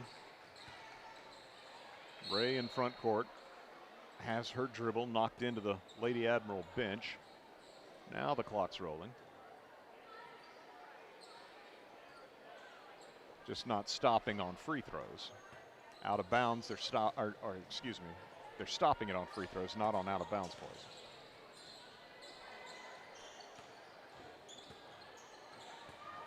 Ray penetrating. Whistle and a foul. Now they're going to let the clock run. regardless. Oh, no free throws. So out of.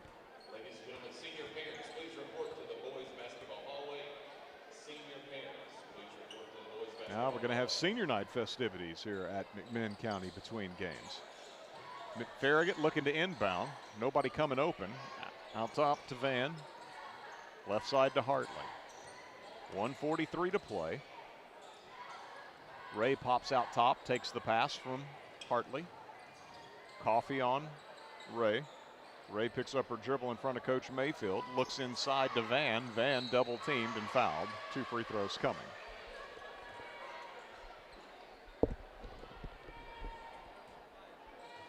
Harden with the foul.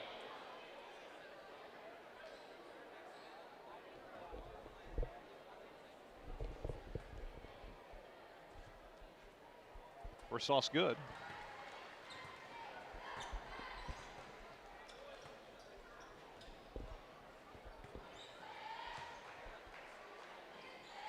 Second toss good as well.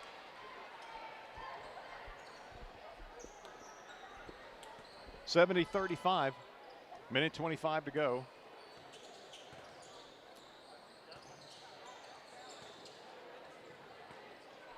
Coffee guarded by Van out top.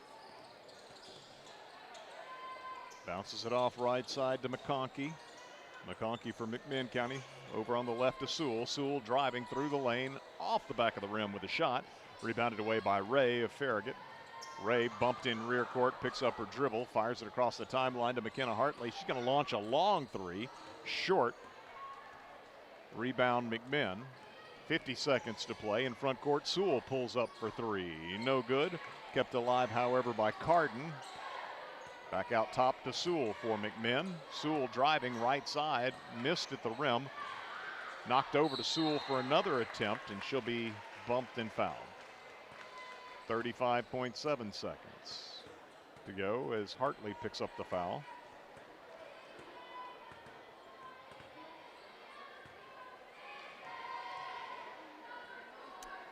So Sewell looking for her first points of the second half and knocks it down. 13 for the lone McMinn County senior. Second one good as well.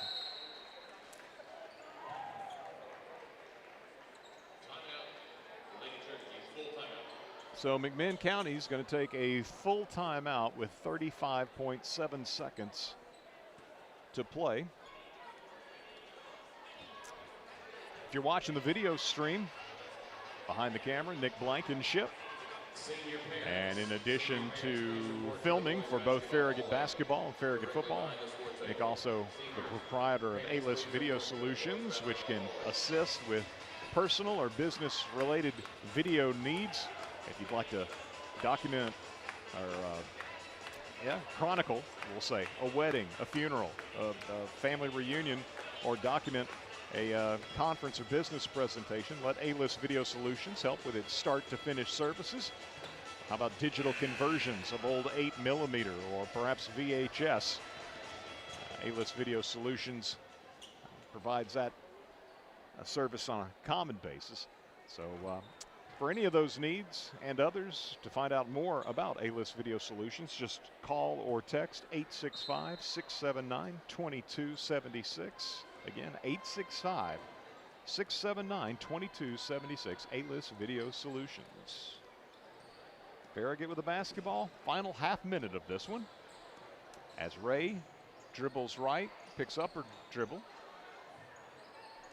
Gives to Branham. Branham on the right wing, shoved in the back as she gives it back to Ray. Dribbles it out top. Down to 10 seconds to go.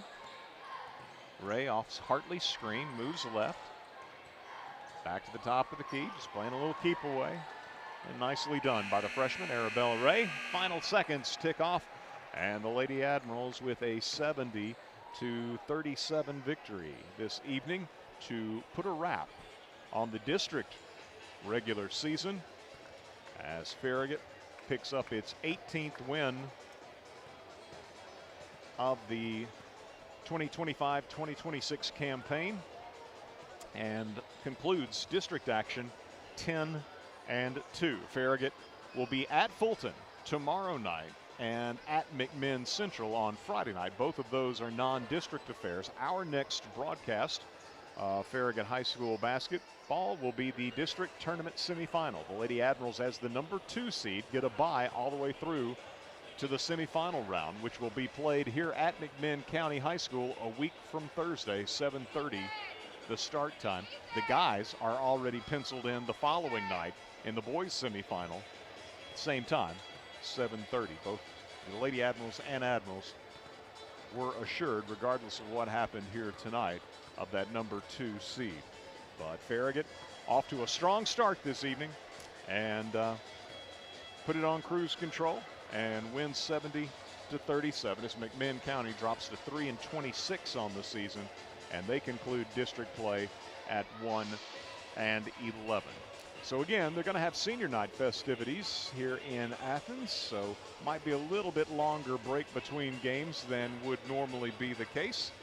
But McMinn, this is it. I don't see anything else on their schedule unless somebody didn't bother to put a non-district game this week on the schedule. Maybe sometimes teams will scurry and find a game before the tournaments if there's going to be a bit of a delay before the tournaments start. And in fact, the tournaments won't start.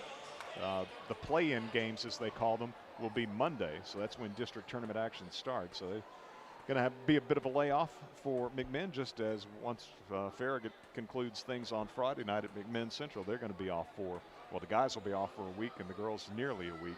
But anyhow, with it being the final home game of the year and the last game I'm showing on my McMinn County season schedule, senior night stuff coming up, so let's get a 3-minute break. We'll return, take a look at all the final numbers from our girls contest. I know Coach Mayfield will likely be up, talk to him, and preview the boys game as well. So we got no problem at all filling a little extra time. Lady Admirals a winner, 70-37. Back in 3 minutes with more as you listen to Farragut High School Hoops, presented by Precision Garage Door Service, a name you can trust. WFIV 105.3 FM. Loudon, Farragut, Lenore City. You're listening to West 105. Leaky pipes. Oh no! Toilets clogged. Oh crap! Don't freak out. Just call us. Problem solved. Okay. No job too big. No job too small. Oh, great. Repairs, installs, relax. We do it all. Valley Plumbing. Any plumbing issue, anytime. Call your Valley Plumbing professionals today at 865-351-0643 or visit valleyplumbingtn.com. That's valleyplumbingtn.com. Whether you're cheering on the home team or building your dream home, David's Abbey Carpet and Floors has you covered. From engineered hardwood to luxury vinyl, elegant porcelain to natural stone, David's has the winning design for every room and a championship team ready to help you score the perfect floor.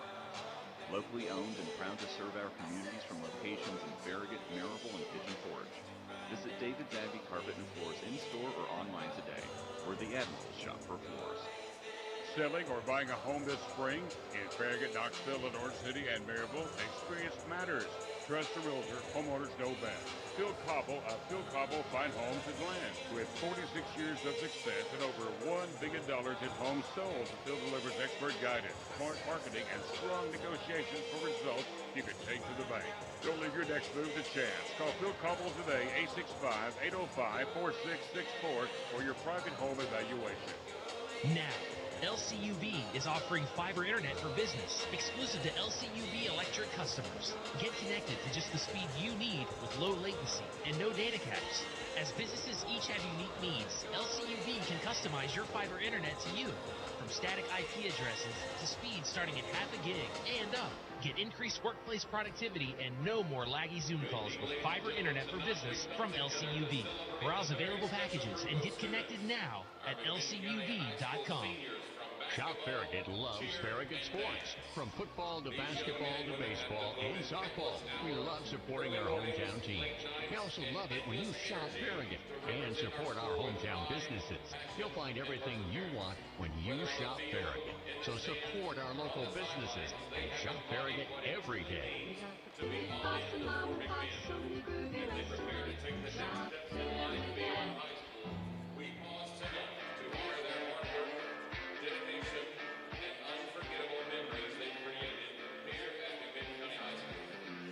Lady Admirals win for the 18th time this season. They're now 18-9, 10-2. They conclude district regular season play, defeating McMinn County on the road this evening, 70-37. Farragut led 14-2, 17-3, 22-5, and at the quarter break, it was Farragut up 27-13. In the second quarter, Farragut with a 16-12 advantage, and the lead was 18 at halftime, 43-25. Lady Admirals limit McMinn County to 2 points in the third quarter while putting up 18, and so it is Farragut up 61-27 after 3. And in the fourth quarter, low-scoring fourth quarter, 10-9.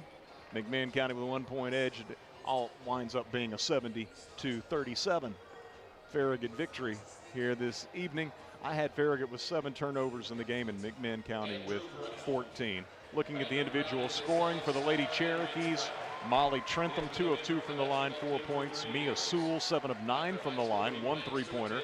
She's a lone senior on the team, was just recognized here as part of senior night festivities, but Sewell had 14 to lead her team in scoring. Braylon Fields with 5 points, including a 3-pointer. Avon Hennessy, 1 of 1 from the line, 7 points for Hennessy. CC Coffey, 2 of 2 from the line, 2 points. Lily Skidmore, 1 of 4 from the line, 5 points. So McMinn shoots 13 of 18 from the foul line, 72%, and they had the 2 3-pointers. For Farragut, Anna Corum, 1 of 2 from the line, 1 point. Lily Mullins, 6 of 6 from the line, a pair of threes for Lily. She had 12. Zoe Porter with 5 points, including a 3. Jana Carbaugh with 2 points. Gabby Van Acker, 3 points tonight. That was on a 3-pointer from back in quarter number 1.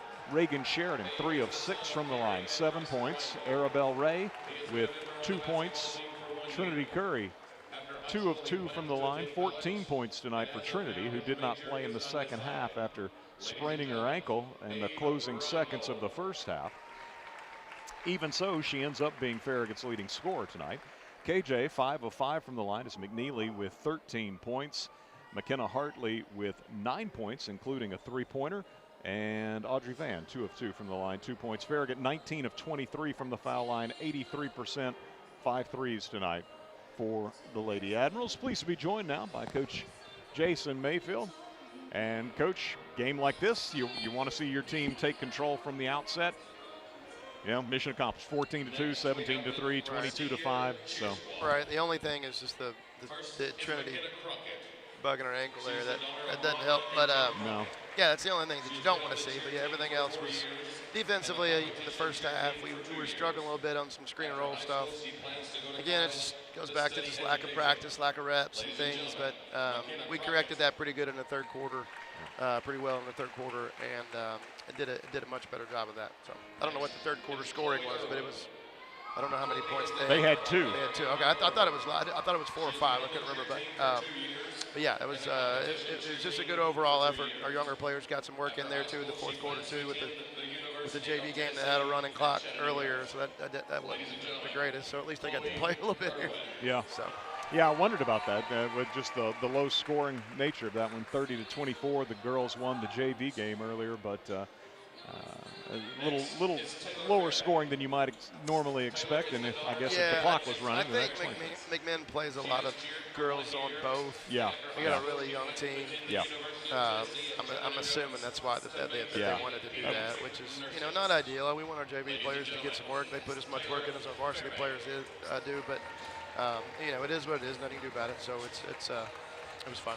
Yeah, as you say, young. I had with the roster I showed up with tonight: 6 freshmen, 3 sophomores, 1 junior, 1 senior, and then there were 3 additional players that were added to the roster from last time. And I have a feeling they're probably they're young. They got to be freshmen or sophomores.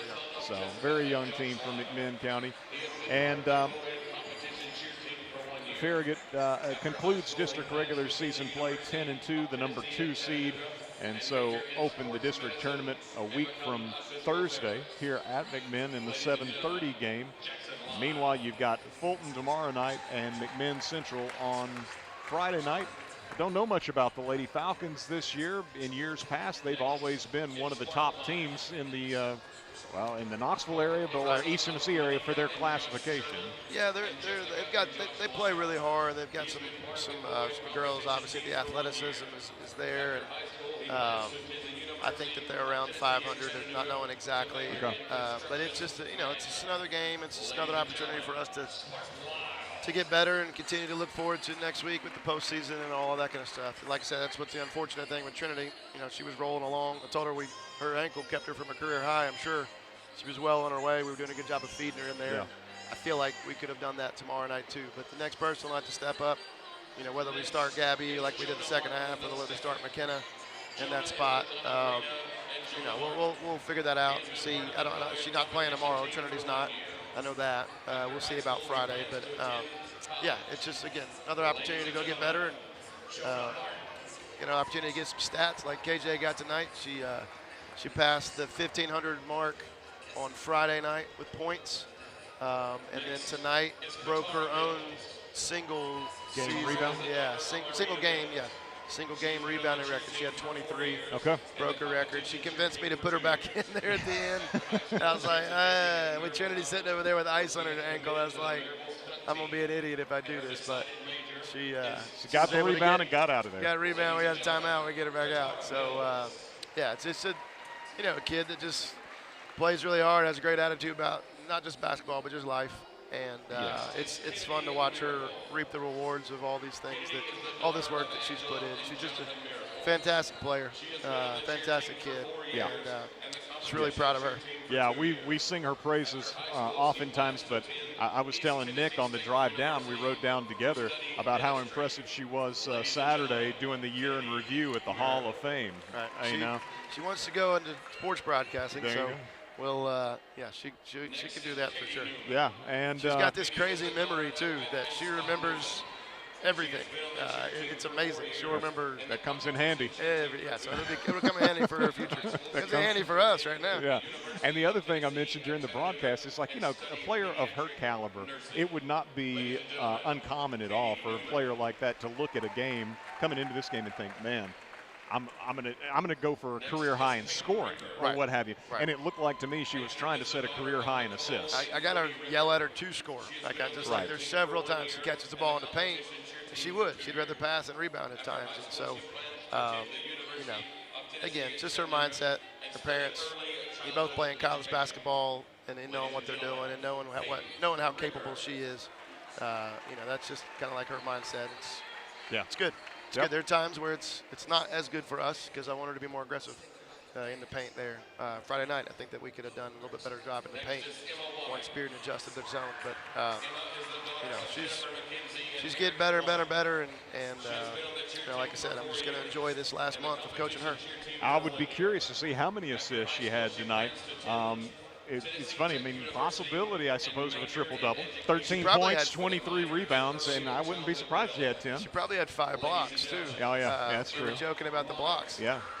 Being a part of the triple-double, too. Yeah. So, I don't know officially how many she had yet, but we'll stat it tonight and figure that out. But she had to be pretty close. You're right. Yeah. Well, Coach, appreciate you coming up. Best of luck to you tomorrow night at Fulton, Friday night at McMinn Central, and we'll see you back here next Thursday. Week from Thursday. Right. 7:30 next Thursday. Yep. Gotcha. Sounds Thank you, good. Coach. Thanks, Coach Jason Mayfield stepping out, and KJ McNeely sliding in here as the Lady Admirals victorious tonight, 70-37. And as KJ gets comfortable, Coach Mayfield was just saying that you got a great memory, KJ.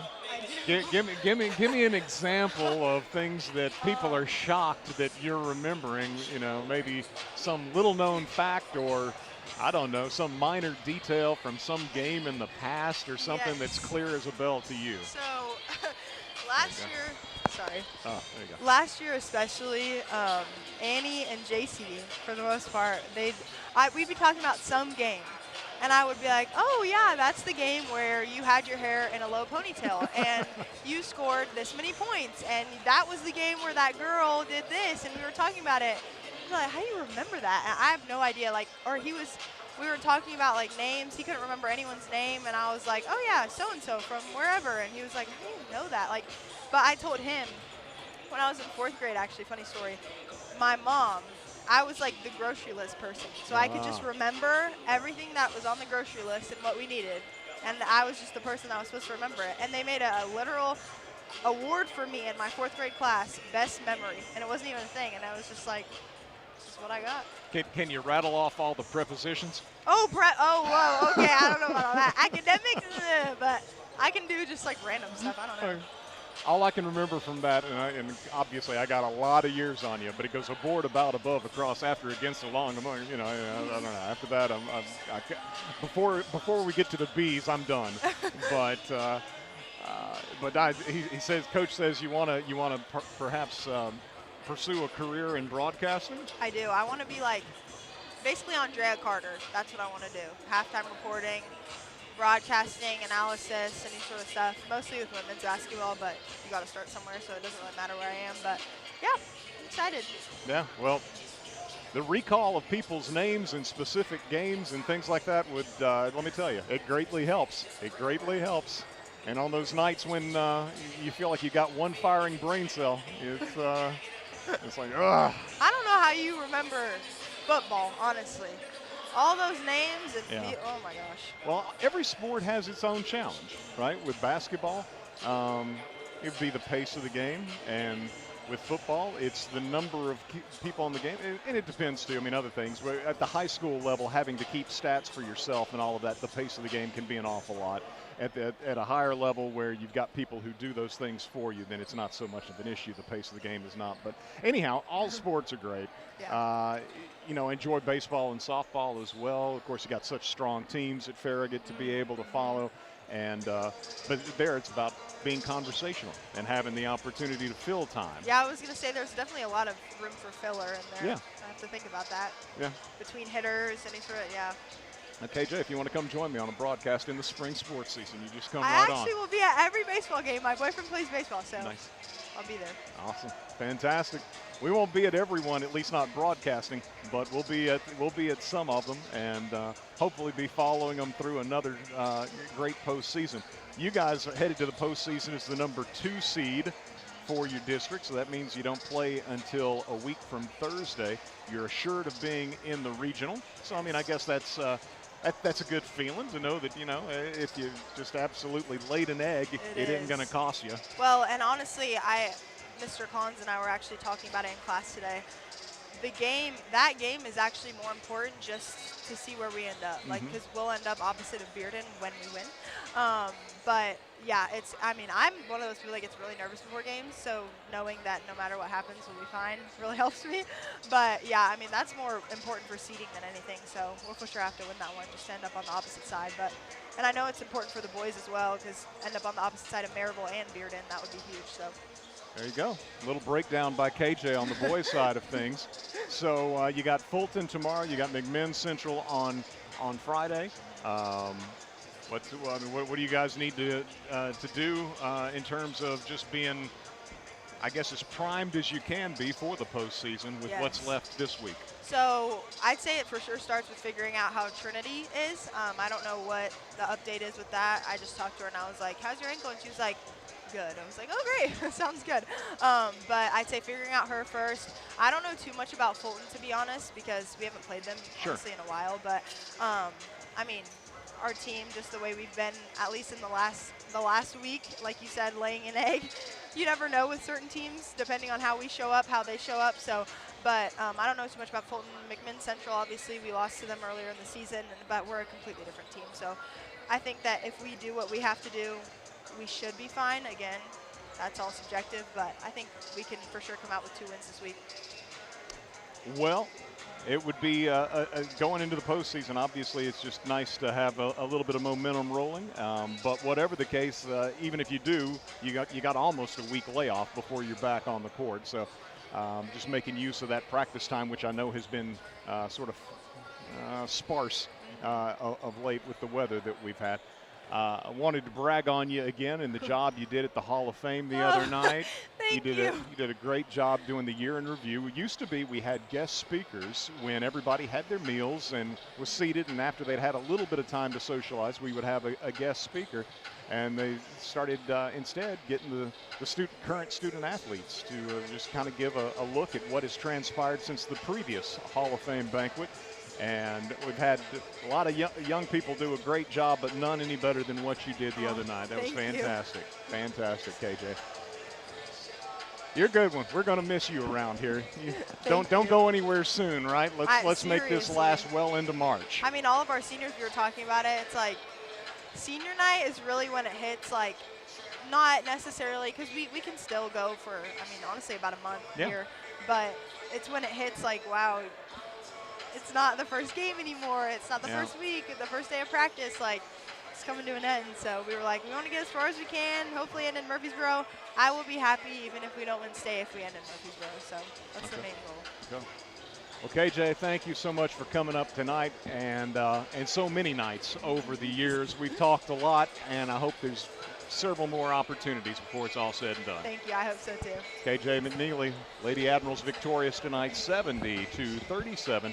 KJ had 13 points, a career high 23 rebounds. Asked to go back into the game to get that last rebound. She got it, and we're thinking that it's entirely possible she ended up with double-digit assists and probably a half dozen block shots tonight as well. Just a typical KJ McNeely ball game. And the Lady Admirals with their 18th win of the year, the number 2 seed heading to the district tournament as they conclude regular season district play at 10-2. So the guys warming up, Farragut and McMinn County, having played January 13th at Farragut's Lynn Sexton Gymnasium. The Admirals, it was really the third quarter that was decisive. Farragut got out to a strong start, led 13-4, but McMinn County scored the final 8 of the opening quarter, got it down to a 1-point game. Admirals were up 6 at halftime, but in the third quarter, Farragut blew it open, 25-11 advantage, so they led by 20 going to the fourth and won at 71-49. It was one of those games, like so many this year with this team, where it was just balanced scoring. Parker Lane had 16. Reed Vining had 14. Matthew Dickens, coming off the bench, scored 10. Britton Lewis had 10. Aiden Foshee with 9. Dan Lanning with 7. But no one just heads and shoulders above the others in the scoring. Very balanced effort, and the Admirals with the 71-49 win. You'd like to see them jump on McMinn early and not leave this game in doubt going to the fourth quarter.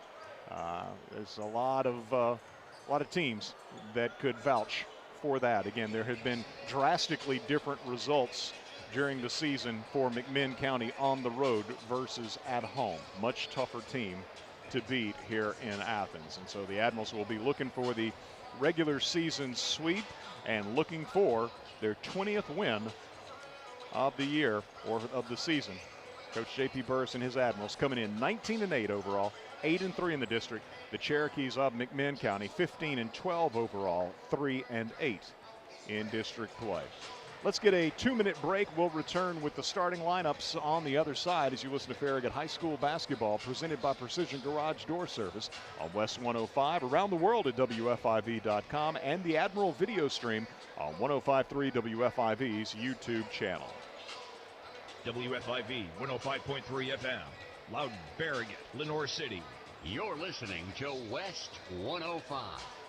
If you're an LCUB electric customer, this is for you. It's time to upgrade your internet to true fiber to the home. The fastest internet available with free installation, no contracts, affordable fixed pricing, and local customer service. It's not too good to be true. LCUB is connecting new neighborhoods now with gig speed fiber internet starting at $69.99 a month. Wi-Fi included. Check your availability at lcub.com and get connected. Where do you go for shrimp straight from the Gulf, wild salmon, and the best clam chowder in the South? The Shrimp Dock. Knoxville's premier fresh seafood market. The Shrimp Dock has fish delivered from the Atlantic, Pacific, and Gulf multiple times per week. Whether it's fish on the grill for two or a shrimp boil tailgate party for family and friends, the Shrimp Dock is your home for fresh seafood and shellfish. Open at 10 a.m. Monday through Saturday and at 11 a.m. on Sundays. Like us on Facebook for the fish of the week and other weekly specials. The Shrimp Dock, Knoxville's premier fresh seafood market. Welcome to Willie's Wings, home of the secret sauce. I'll take a dozen wings. Oh, by the way, I love that sauce. What's in it? Can't tell you. Why not? It's a secret. While many financial advisors claim to have the secret sauce, they don't. In fact, if their sauce is so good, why are they keeping it a secret? Derek Miser of Miser Wealth Partners doesn't keep anything a secret. He knows there's much more to retirement planning than stocks, bonds, and mutual funds. That's 865-281-1616 or online at miserwealthpartners.com. Shop Farragut loves Farragut sports. From football to basketball to baseball and softball, we love supporting our hometown teams. We also love it when you shop Farragut and support our hometown businesses. You'll find everything you want when you shop Farragut. So support our local businesses and shop Farragut every day.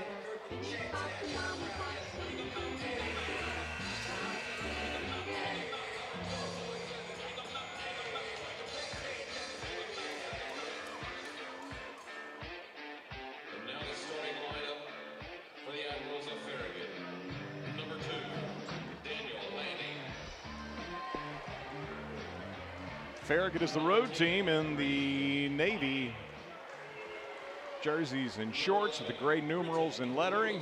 And being introduced first, of course, and it's number 2, Dan Lanning, 6'1", a senior. Number 10, Reed Vining, 6'4", senior. Number 20, Aiden Foshi, 6'3", senior. As the lights go out,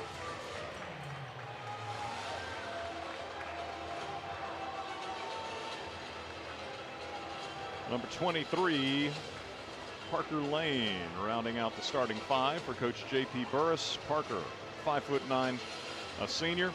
And Parker, like KJ, just went over 1,500 points here recently for his career. The career minutes played leader in Farragut boys basketball history. And again, the Admirals 19-8 overall, 8-3 in the district. McMinn County 15-12 overall, 3-8 in the district. They're coached by Jared Johnson. He's assisted by Drew Hahn and Tyler Sauceman. Coach Burris is assisted by Adam Jenkins, Corey Johnson, and Randy Schwarzentrooper. McMinn County's leading scorer when the teams played earlier was Dax Pennington, who's a sophomore, had 12 points.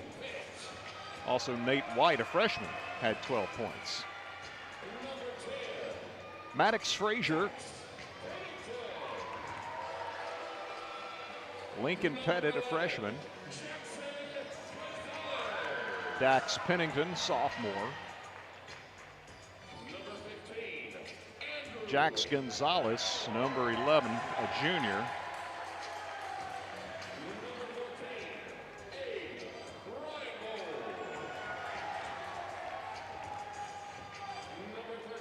Well, I thought we were getting the starters. Apparently they're going to introduce the entire roster. Tonight's show is brought to you by Southeast Wealth Management. Let's see who we got on the floor here as the lights come back on at McMinn County.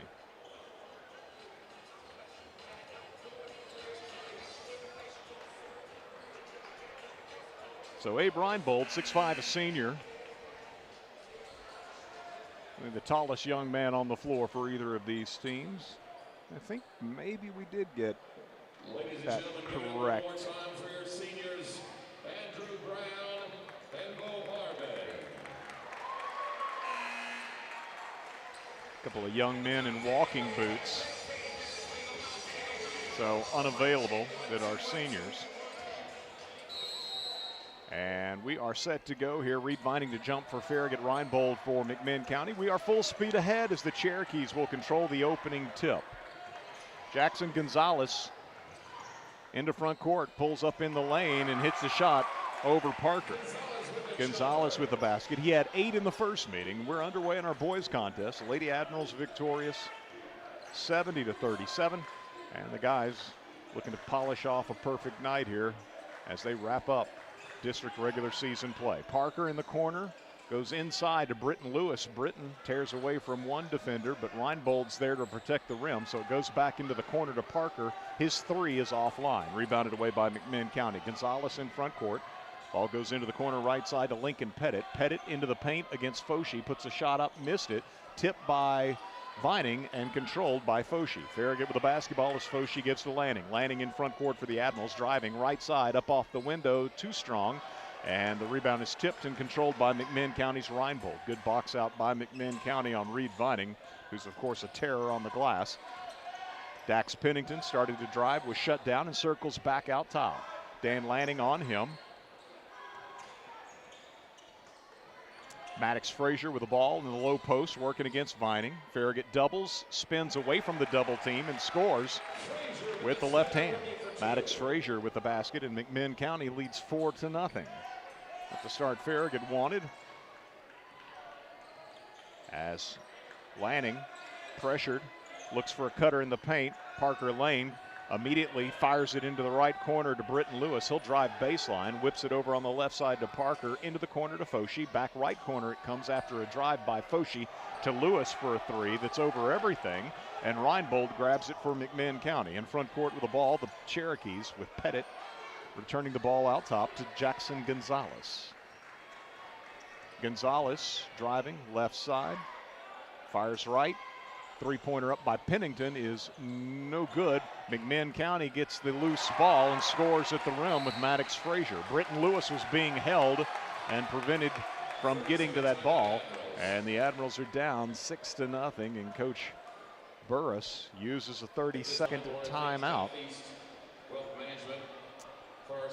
So Frazier with 2 baskets and Gonzalez a basket for the Cherokees, and the Admirals still looking for their first of the evening.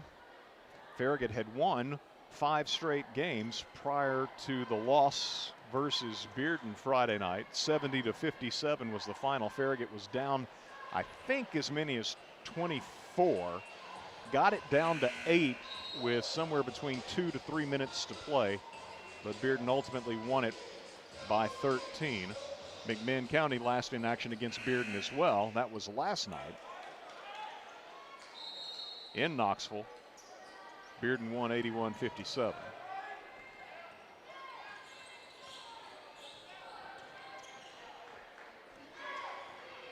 Third loss in the last 4 for McMinn County. Farragut with the ball coming out of the timeout. Britton Lewis, right side Parker Lane. Parker, top of the key, off to Britton. Vining takes the ball, top of the key, back to the basket. Spins into the lane, fires to Lewis in the right corner. He penetrates, ball was knocked away from him. McMinn County picks it up, and you got a foul called against Farragut. Britton Lewis with a foul, his first, after the Admirals turned it over. Admirals pressing.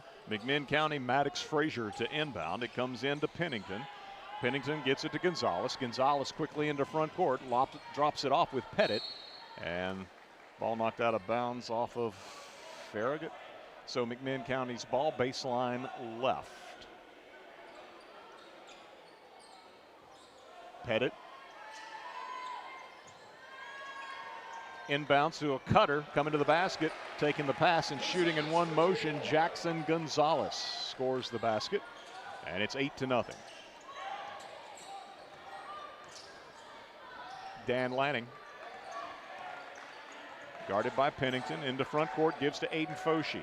Foshi guarded by Reinbold, dribbles right, trying to get it to Reed Vining, and Farragut threw it away. They came on a double team, and Foshi, recognizing that that was going to give Reed an advantage inside, tried to sort of tap pass to him, but it was wide of the mark, and Farragut with its second turnover. Good idea, just didn't execute it. Foshi and Parker Lane out of the ball game. Matthew Dickens and Connor Everly in. As McMinn County dissects a press, Reed Vining blocks a shot at the rim, but off the deflection, it's picked up by Maddox Frazier, and he scores on a stick back. It's 10-0. McMinn County. Dan Lanning into the paint, fires left corner. Matthew Dickens, three, in and out. Reed Vining, offensive rebound, missed on a follow, but cleans it up with a second follow-up. Vining gets Farragut on the board. Long pass ahead to Reinbold, and Lanning strips him as he goes to shoot. So McMinn County looking to push the tempo at every opportunity and look like they might have an advantage, but Lanning with the deflection. So now Pettit to inbound from under his own basket, loops it into Gonzalez. Matthew Dickens on him, man-to-man. 10-2, McMinn County leading as Gonzalez down the lane, underneath the basket, into the corner to Pettit, right side, actually on the wing, and then back out top to Pennington. Pennington backs out near midcourt. Dan Lanning on him defensively for the Admirals. Pettit hands off to Gonzalez. Gonzalez pulls up left side of the paint, didn't get the roll. Vining battling and claiming the rebound for Farragut. Farragut in front court. Connor Everly to Matthew Dickens in the corner. Back at where the hash mark used to be for Dan Lanning. Now to Britton Lewis, top of the key. Right side, Connor Everly. Reed Vining, top of the key. Hands to Lewis. Moves to the left elbow, gives to Lanning. Lanning hand checked and fouled. Parker Lane in for Connor Everly. Pettit with the foul. There in the game for the Admirals, number 23, Parker Lane. First foul on McMinn County. Farragut nearly threw it away. Vining with a great save to Britton Lewis. He finds Lanning, left side three, short. Vining trying to get to it to save it, and they'll say he was out of bounds. Great effort by Reed twice. One of them successful.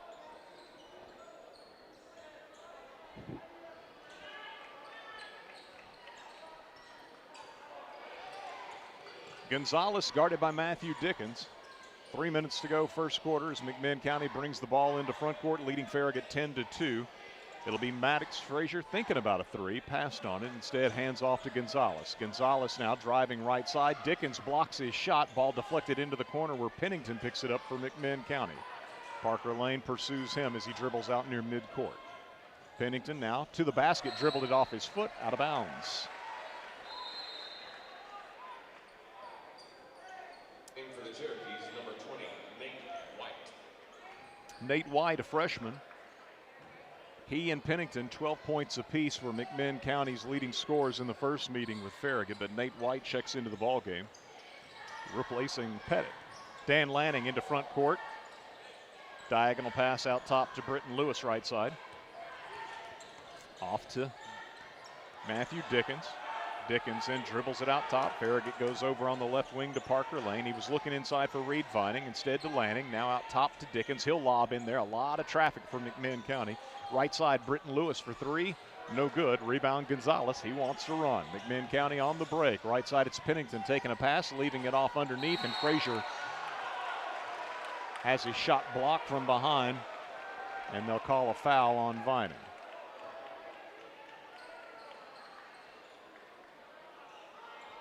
Foul on Reed, his first, team second. 2 minutes to go first quarter, and Maddox Frazier, 6 points.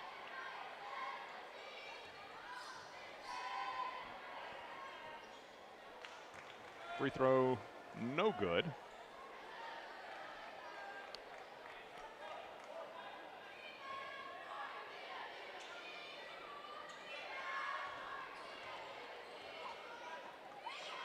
Second toss, short, Vining the rebound. Given to Dan Lanning. Lanning in front court, so they missed a pair of free throws. It remains 10-2. Matthew Dickens lost his dribble, grabs it back, top of the key, gives off to Parker Lane. Parker back to Dan Lanning, out near midcourt, guarded man-to-man by Pennington, right side to Parker. Matching up on him is Nate White. Back to Lanning. Lanning driving towards the lane. That's going to be out of bounds off of McMinn County.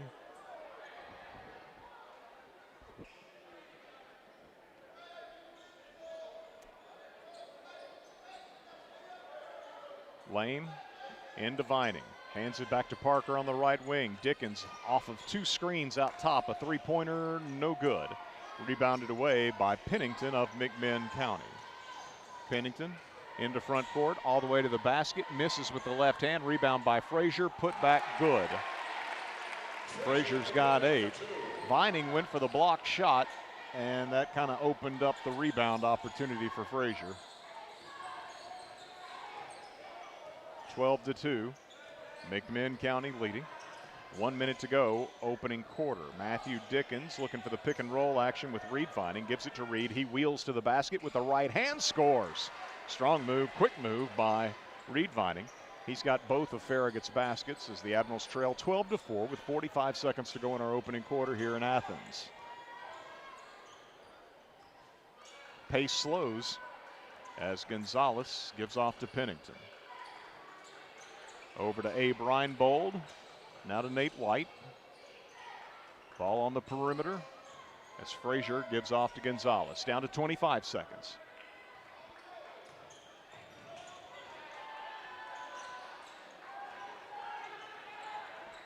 Gonzalez starts to make a move to get a new count. Now pick and roll. Frazier going to the basket. Shot blocked by Vining. And they say pushed and fouled him.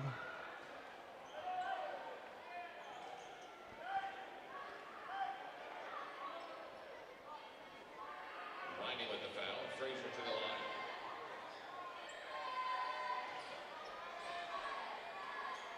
So that's going to be 2 on Vining. And at the line, Frazier missed 2 a moment ago, misses the first of 2 here. So Vining leaves the floor with those 2 fouls. Dan Lanning checks out as well. Farragut gets, I believe, Alex Evans into the ball game in addition to Aiden Foshee. Second free throw is no good. Rebound tipped out of bounds off of McMinn.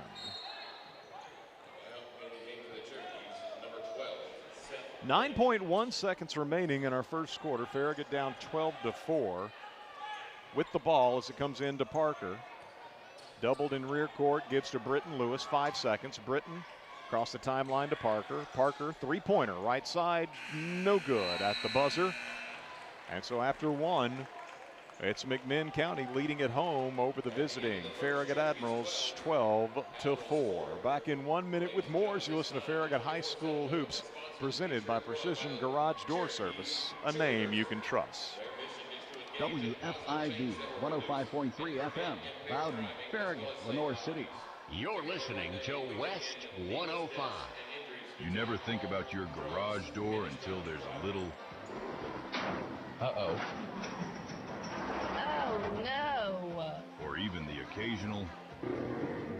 Now that can be good. That's why the pros at Precision Garage Door Service are available same day with fully stocked trucks to fix it fast. So we can turn into... Oh my, wow. Hey, it's Matthew Brown with Bryan Insurance Group. For your home, auto, or business, we are proud to represent the top carriers, including Erie Insurance, recently ranked #1 for auto insurance by Consumer Reports, along with Progressive, Geico, Allstate, Travelers, Foremost, Berkshire Hathaway, and Chubb. So you can compare and choose the coverage that fits your life the best. Start your custom quote today at bryaninsurance.com. That's BRYAN insurance.com. Insurance for every season of your life.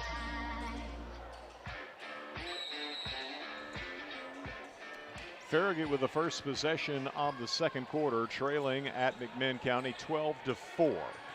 As Aiden Foshee takes a pass from Parker Lane on the right wing, gives to Matthew Dickens out top. Dickens shovels it off to Parker on the right side. Parker driving, fires into the left corner to Aiden Foshee for a 3. Good from the left corner. Aiden Foshee hits Farragut's first 3 of the night. It's 12-7. And McMinn County now with its first possession of the ball game. Or excuse me, of the second quarter. Pennington driving along the baseline, stepped on the baseline. Aiden Foshee applying the defensive pressure, and McMinn County with its second turnover.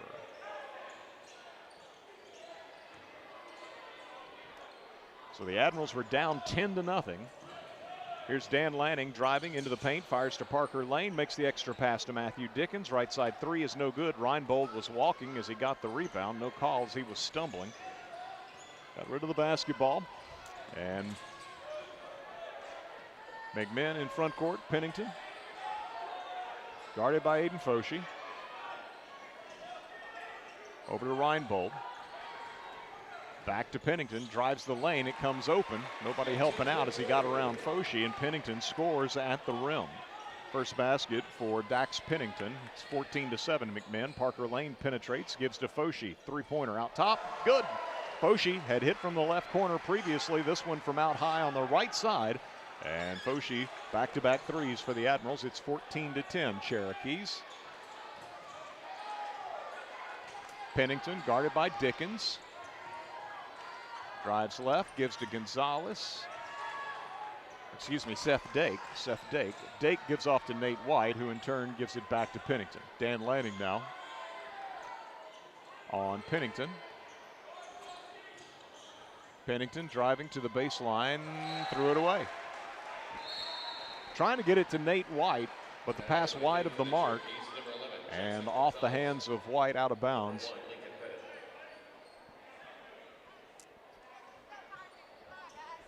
So 3 turnovers now for McMinn County.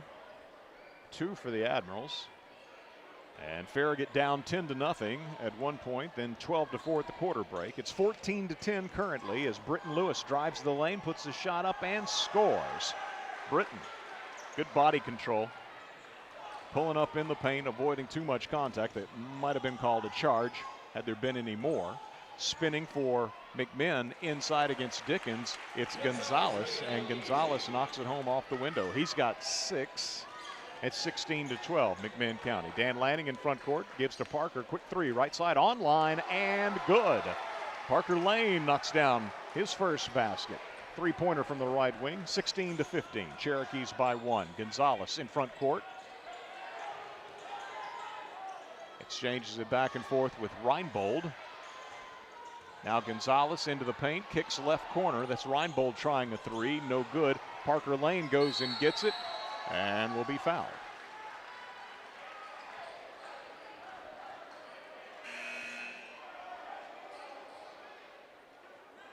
Foul is on Pettit. It is his second. So he will leave the game.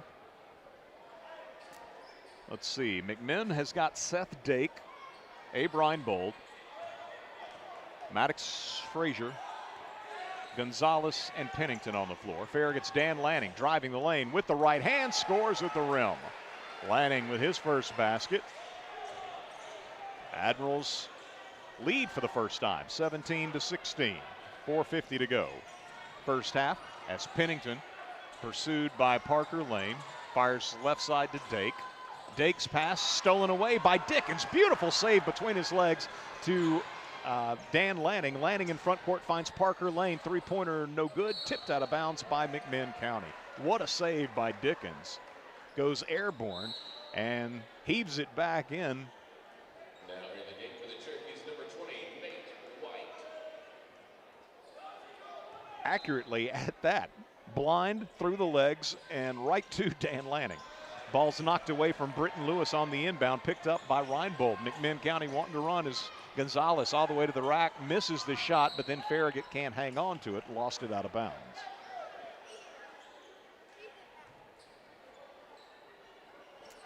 McMinn County's basketball. Jackson Gonzalez to inbound for the Cherokees. Comes into Reinbold. 6'5" post player. Gave it to Pennington. Pennington inside. Farragut trying to take a charge from Reinbold. He lost a handle on the ball. It's picked up by Farragut. Outlet pass to Parker Lane. Parker off the window, missed. He was trying to avoid contact with Pennington. And so the Admirals can't capitalize on the turnover by McMinn County. Pennington back the other way, drives down the right side of the lane, misses the shot. Rebounded away by Britton Lewis on the backside. Gives to Dan Lanning, and he works his way into front court for the Admirals. Got around Pennington, stumbled, and was fouled.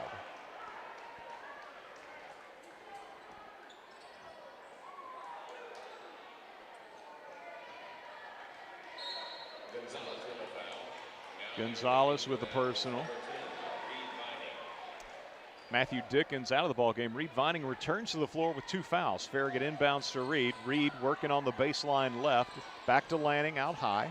Dan spins to the elbow, fires it right wing to Parker Lane. Parker looking inside for Reed, instead out top to Dan. Dan right back to Parker. Good look for 3 is offline. And loose ball picked up by Foshi, but then out of bounds. Aiden just trying to shovel it to Parker. And wide of the mark. 17-16. Farragut leading here in Athens with 3:25 to go until halftime as McMinn County slows the pace. Gonzalez to Frazier, top of the key. Reinbold now. Lewis fights through a screen to stay with Reinbold. Left side, Pennington takes a pass from Gonzalez, gives it right back to Jackson Gonzalez. Parker Lane on him. Man-to-man. Gonzalez crossover, drives, pulls up, tough shot, won't go. Rebound, Frazier. Frazier up with a follow, no good, got his own miss. Stripped down low, Dan Lanning comes up with it. Lanning for Farragut into front court. Down the lane with the right hand, short. Pennington, then we'll see it knocked off of him out of bounds. Reed Vining reached in and deflected the ball off the foot of Pennington. 30-second timeout being used by Coach Johnson of McMinn County.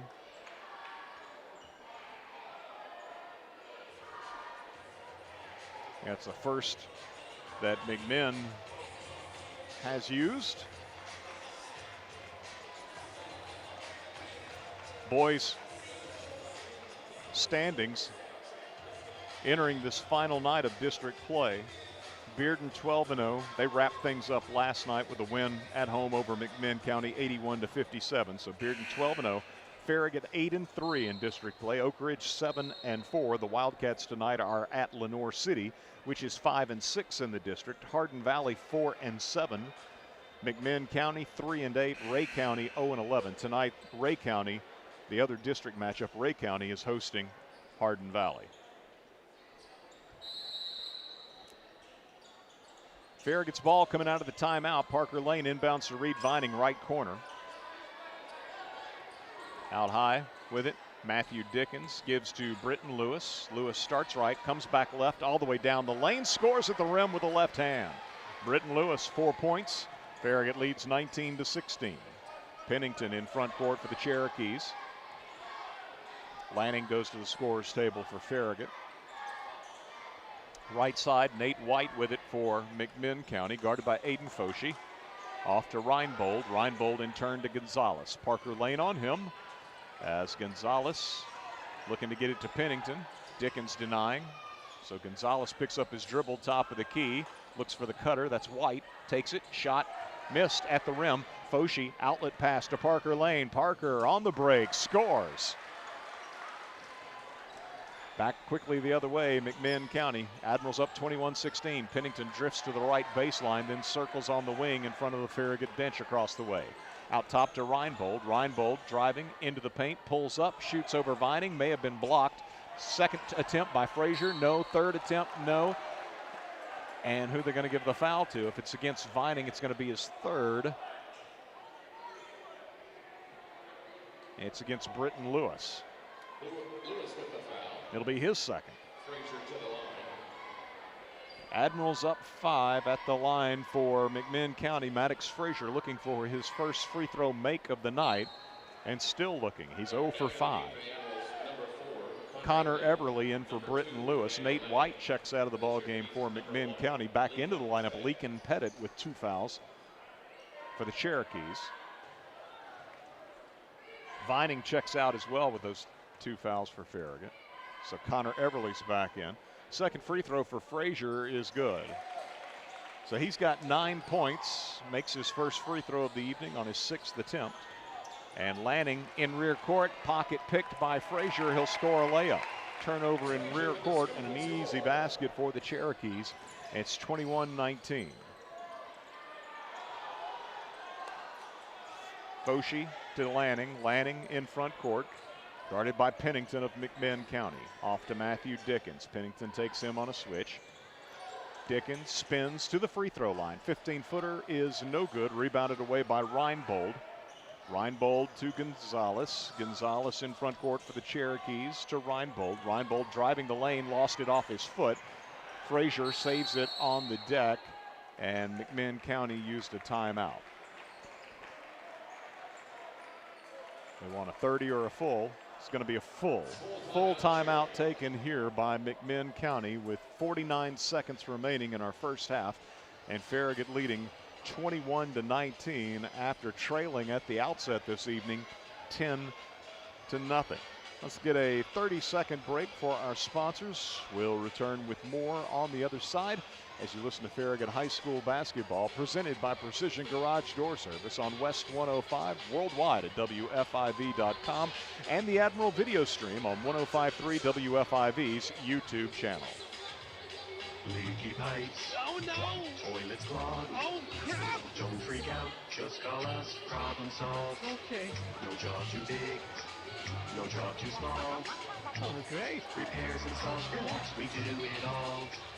Valley Plumbing. Any plumbing issue, anytime. Call your Valley Plumbing professionals today at 865-351-0643 or visit valleyplumbingtn.com. That's valleyplumbingtn.com.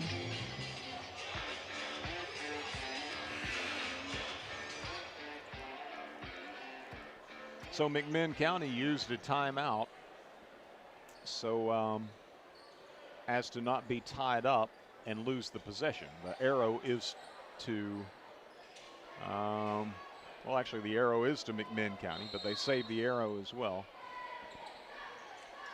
Inbound off the baseline to Frazier, gives to Gonzalez. Farragut up 21-19, 40 seconds to go until halftime.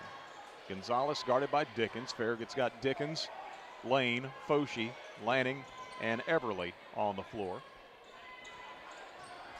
McMinn, Gonzalez driving into the paint, can't shoot, fires it back out top to Pettit. Pettit to Pennington. Pennington back to Gonzalez. They'll milk some more clock.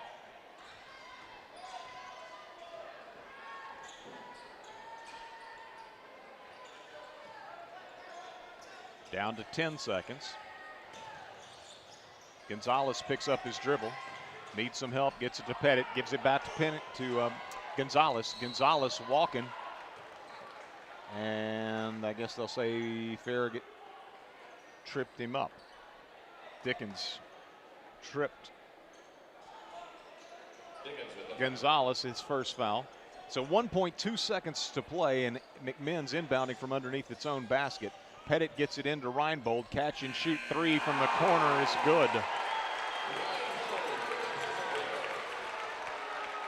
First basket of the first half for the senior Abe Reinbold. A catch and shoot three from the left corner. 1.2 seconds on the clock when the ball was inbounded. And the Cherokees, on the strength of that buzzer beater, will go to the locker room leading Farragut 22-21. Admirals trailed early 10-0. Led, however, relatively late in the second quarter 21-16. McMinn County closes the half on a 6-0 run, again to lead it by one at intermission. 22-21, McMinn County leading Farragut here in Athens. We'll get a 3-minute break for our sponsors and return to take a look at the first half numbers as you listen to Farragut High School Hoops, presented by Precision Garage Door Service on West 105 and worldwide at WFIV.com, as well as the Admiral video stream on 105.3 WFIV's YouTube channel. Whether you're cheering on the home team or building your dream home, 3 minutes, please. Floors has you covered. From engineered hardwood to luxury vinyl, elegant porcelain to natural stone, David's has the winning design for every room and the championship team ready to help you score the perfect floor. Locally owned and proud to serve our communities from locations in Farragut, Miracle, and Pigeon Forge. Visit David's Abbey Carpet and Floors in-store or online today, where the Admirals shop for floors. Selling or buying a home this spring in Farragut, Knoxville, Lenore City, and Maryville, experience matters. Trust the realtor. Homeowners know best. Phil Cobble of Phil Cobble Fine Homes and Land. With 46 years of success and over $1 billion in homes sold, Phil delivers expert guidance, smart marketing, and strong negotiations for results you can take to the bank. Don't leave your next move to chance. Call Phil Cobble today, 865-805-4664 for your private home evaluation. Where do you go for shrimp straight from the Gulf, wild salmon, and the best clam chowder in the South? The Shrimp Dock, Knoxville's premier fresh seafood market. The Shrimp Dock has fish delivered from the Atlantic, Pacific, and Gulf multiple times per week. Whether it's fish on the grill for two or a shrimp boil tailgate party for family and friends, the Shrimp Dock is your home for fresh seafood and shellfish.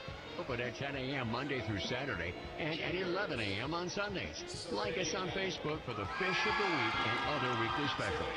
The Shrimp Dock, Knoxville's premier fresh seafood market. Welcome to Willie's Wings, home of the secret sauce. I'll take a dozen wings. Oh, by the way, I love that sauce. What's in it? Can't tell you. Why not? It's a secret. While many financial advisors claim to have the secret sauce, they don't. In fact, if their sauce is so good, why are they keeping it a secret? Derek Miser of Miser Wealth Partners doesn't keep anything a secret. He knows there's much more to retirement planning than stocks, bonds, and mutual funds. That's 865-281-1616 or online at miserwealthpartners.com. For your seniors, Anna Carocchio. Life doesn't run on bank hours.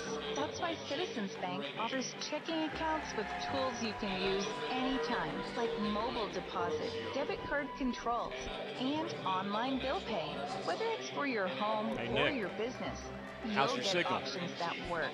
And support from people based right here in Knoxville and Lenore City. Explore your options at citizensbank24.com. Member FDIC. LCUV Fiber Internet is the ultimate neighborhood connection. Thousands of LCUV electric customers already enjoy our lightning-fast, symmetrical gig-speed fiber internet. With unlimited data, lag-free streaming and gaming, and enough bandwidth for all your family's devices. Starting at just $69.99 a month, Wi-Fi equipment included. Enjoy fixed pricing, free installation, no contracts, and local customer service. Check availability at lcub.com and get connected now. So not only is it senior night here at McMinn County, apparently it's basketball homecoming as well. And maybe the weather is the reason for that. I don't know. You wouldn't think you'd normally do homecoming on a Tuesday night, but again, we've had a couple of weeks where all sorts of things were postponed. So you got a homecoming court being introduced here at McMinn County. So Farragut has returned to the locker room. They just gonna walk around the court and go take a seat over on the bench far side of the court from us. Admirals trailing 22-21 at halftime. Earlier, the Lady Admirals won 70-37. KJ McNeely setting a career high for single game rebounds with 23. Also had 13 points. Farragut was led by Trinity Curry's 14. Unfortunately, she rolled an ankle in the final minute of the first half. Didn't play after that point. Lily Mullins also was in double figures tonight with 12 as the Lady Admirals, with the victory, improved to 18-9 overall and concluded district regular season play at 10-2. They were already locked in as the number 2 seed. The guys fell behind at the outset 10-0 and trailed 12-4 at the quarter break. Farragut goes in front went in front for the first time at 17-16. Then the lead grew to 19-16, 21-16. So Farragut had a 5-point lead, but then McMinn County scores the last 6 points of the half, including a buzzer-beating 3 on an inbound play by Abe Reinbold. And so with that 6-0 run, McMinn County goes back in front at the break, 22-21, despite Farragut with a 17-10 second quarter advantage. McMinn County with 4 turnovers in the first half, Farragut with 3. Looking at the individual scoring from the first half, first for McMinn County, the Cherokee's Maddox Frazier was 1 of 6 from the line. He has 11 points to lead McMinn County in scoring. Jackson Gonzalez with 6 points. Abe Reinbold, the 3-pointer, his lone basket right before the half. 3 from the left corner. Dax Pennington with 2 points. So the Cherokee shoot 1 of 6 from the line, 17%. And the 1-3. For Farragut, Dan Lanning with 2 points, Reed Vining with 4 points, Britton Lewis with 4 points, Aiden Foshee with 6 on a pair of threes, Parker Lane with 5, including a 3. So the Admirals did not shoot a free throw, and they hit 3 3-pointers. Again, McMinn County was 1 of 6 from the line and had 1 3-pointer. You look at the foul situation, Reed Vining and Britton Lewis, a pair of Admirals with 2 fouls each, and for McMinn County, Lincoln Pettit has 2 fouls. 22-21 is our score. McMinn County leading Farragut as they're about to announce the homecoming. Are you ready? Queen, King, what have you.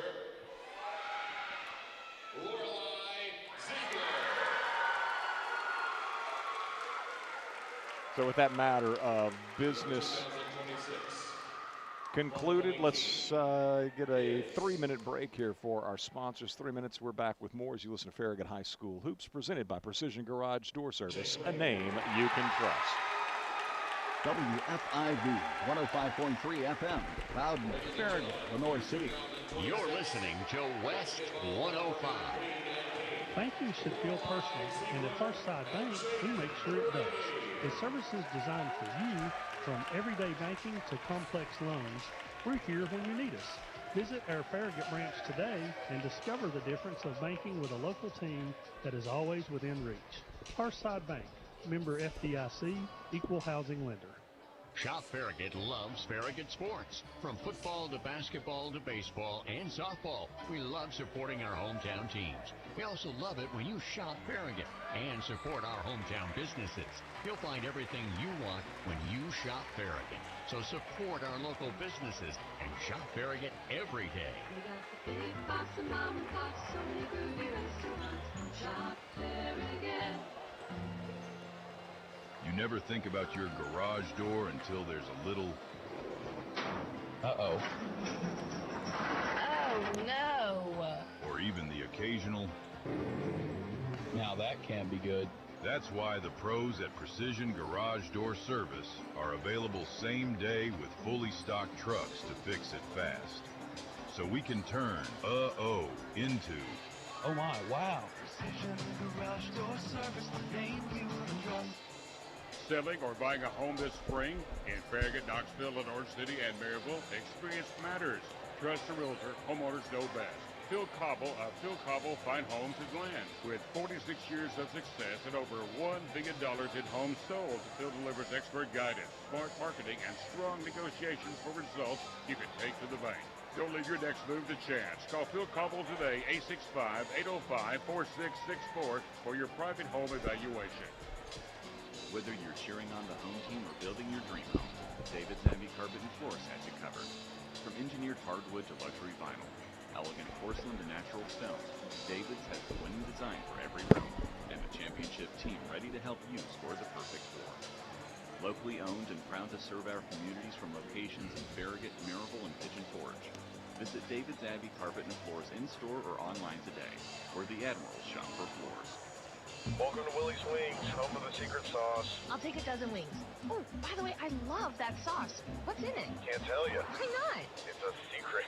While many financial advisors claim to have the secret sauce, they don't. In fact, if their sauce is so good, why are they keeping it a secret? Derek Miser of Miser Wealth Partners doesn't keep anything a secret. He knows there's much more to retirement planning than stocks, bonds, and mutual funds. That's 865-281-1616 or online at miserwealthpartners.com.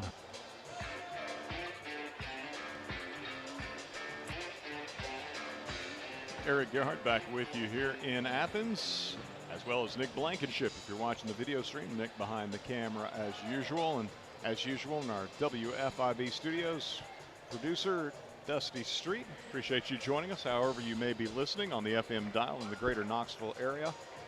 West 105, FM 105.3, around the world, WFIV.com, as well as the Admiral video stream. Again, Nick shooting the video there. Just go to FarragutBasketball.com. There's a direct link, or YouTube, and just search 105.3 WFIV. And there you go. It's pictures to go along with the WFIV audio as Farragut trails by 1 at halftime here at McMinn County High School, 22-21. Admirals will play again tomorrow at Fulton, and Friday another non-district game at McMinn Central. Then the district tournament begins next week. The Lady Admirals, a semifinalist as a result of being the number 2 seed, so they will not be in action until a week from Thursday. 7:30, the semifinal time for the girls on that Thursday, the 19th. The guys the following night, Friday the 20th of February, will play at 7:30. An opponent to be determined, but quite possibly Oak Ridge, as Oak Ridge will be the number 3 seed.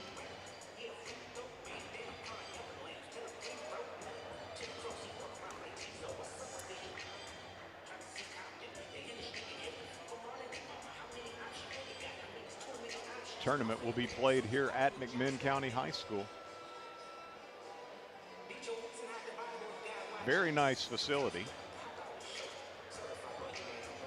But if you plan on coming down to catch any of the district tournament, hope you're able to do so, bring a jacket. Bring a jacket. Balmy 64. Balmy 64 when we left the house. No jacket needed. Get inside the gym here at McMinn County.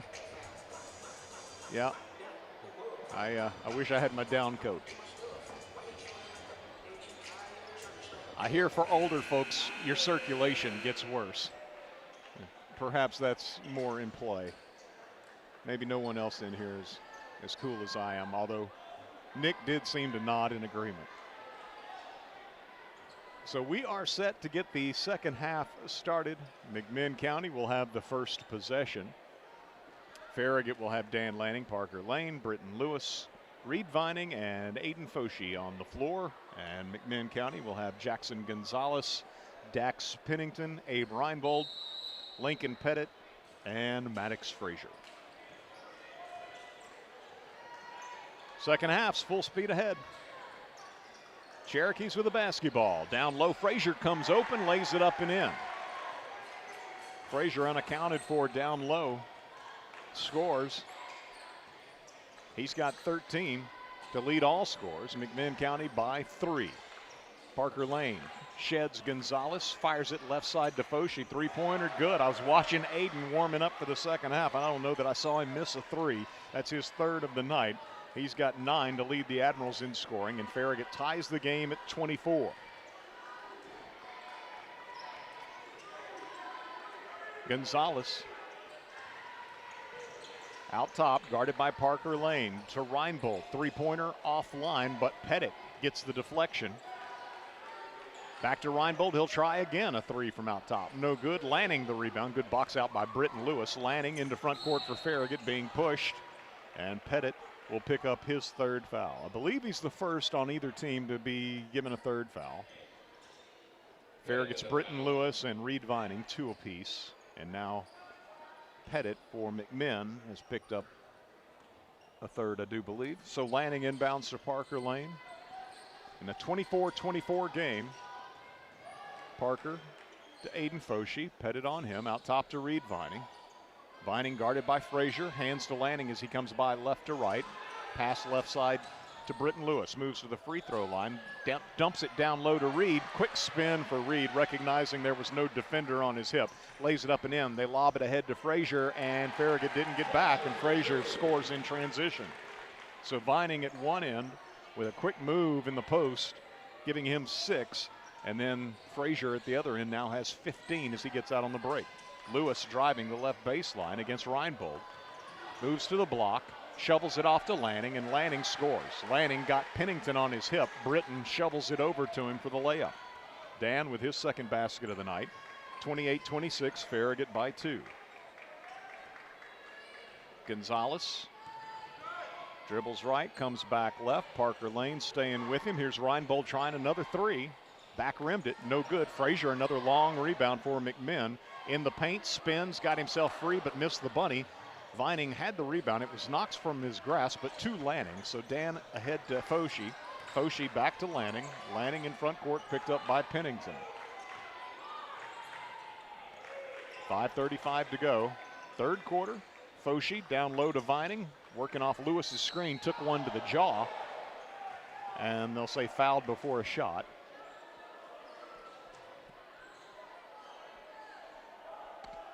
Reinbold given the foul. And gets his first. That may be, well, no, let's see. I started to say that may be the first foul for McMinn County against anybody other than Lincoln Pettit.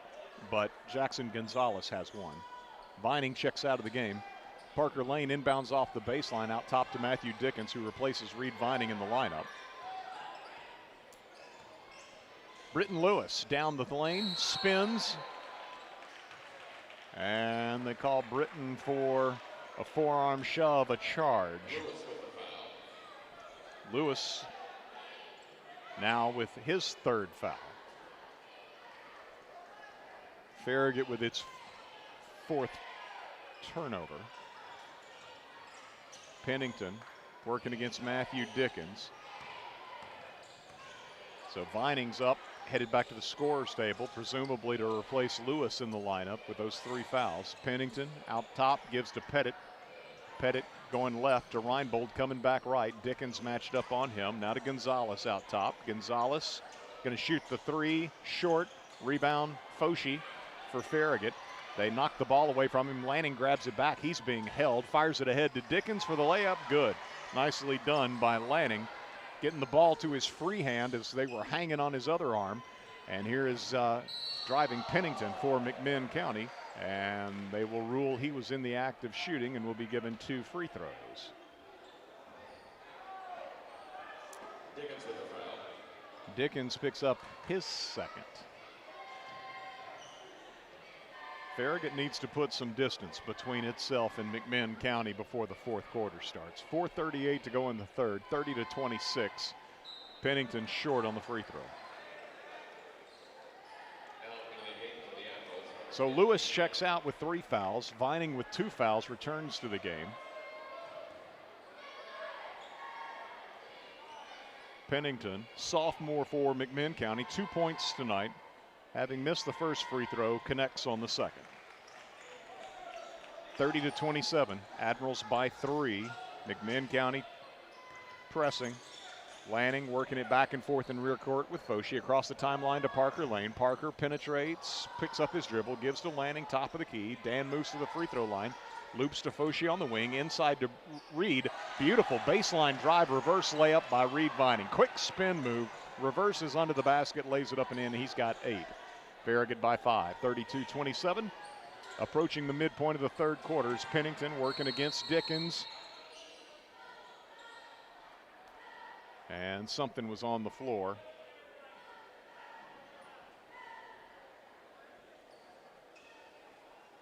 A rubber ball or something cleared off the floor. So they stop play. McMinn County with the ball, trailing Farragut 32-27. Pennington guarded by Matthew Dickens. Reed Vining went for the steal. Frazier gets the deflection, goes right to the rack, lost it on the way up. That should be, well, I thought that was going to be Farragut's ball. I guess they say Farragut got a hand in and knocked it away. Pettit out of the ball game. Again, he has 3 fouls. Nate White checks in. They inbound out top to Gonzalez. Gonzalez crossover working against Parker Lane, pushed off. Shot was swatted away by Reed Vining, but White saves it for the Cherokees. At the other end, Britton Lewis was called for a forearm extension like that. Inside, Maddox Frazier kicks right side to Nate White. He'll drive baseline into the corner to Gonzalez for a 3, good from the left corner. Jackson Gonzalez with his first 3 of the ball game. And it's a 2-point game. 32-30, Farragut with the lead. Dan Lanning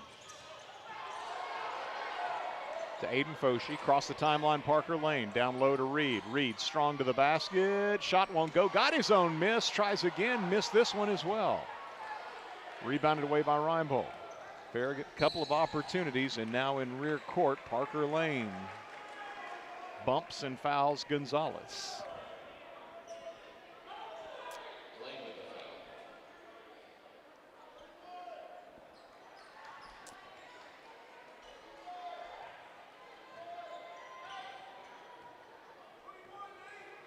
Gonzalez for McMinn County, just inside front court, guarded by Parker Lane.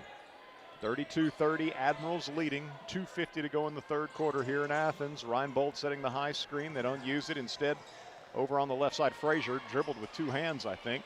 Missed the shot. Farragut had the rebound, bumped and fouled Lanning. Nate White will pick up the foul. That sure looked like a two-handed dribble to me. White with the foul.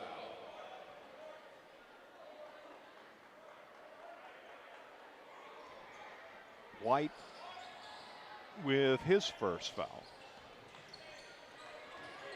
Lanning to Parker Lane.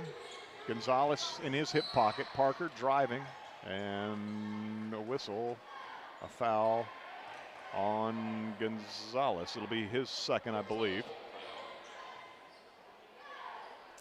So Dan Lanning from the baseline into Reed Vining in the corner. Back to Dan, posting. Dan into the left corner to Dickens. Pass on the wing to Foshi. He'll drive the lane. And, oh my Lord, they called a charge. Hardly any contact at all. And Foshi is called for the charge. You cannot leave the game in doubt late in this. You're not going to get a call. And so Foshi picks up the foul. Ball's lost on the perimeter. Farragut can't scoop it up. It's going to stay with McMinn County.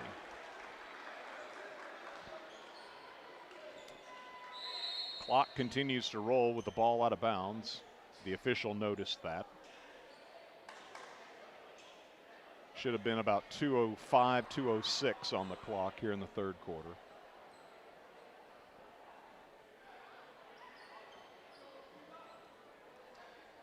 (32-30). They put 2:10 on the clock. 32-30. Farragut leading McMinn County. Cherokees with the ball, side front court.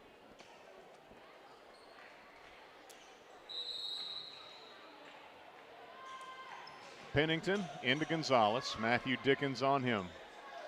Defensively. Frazier comes, sets a high screen.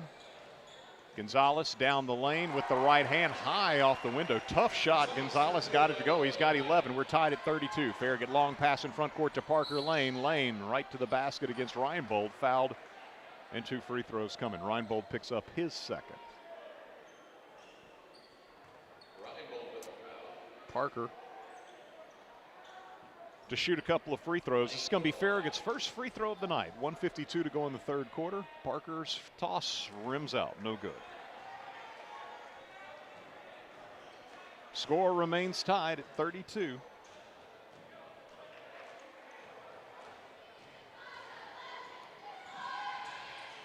Second toss is good.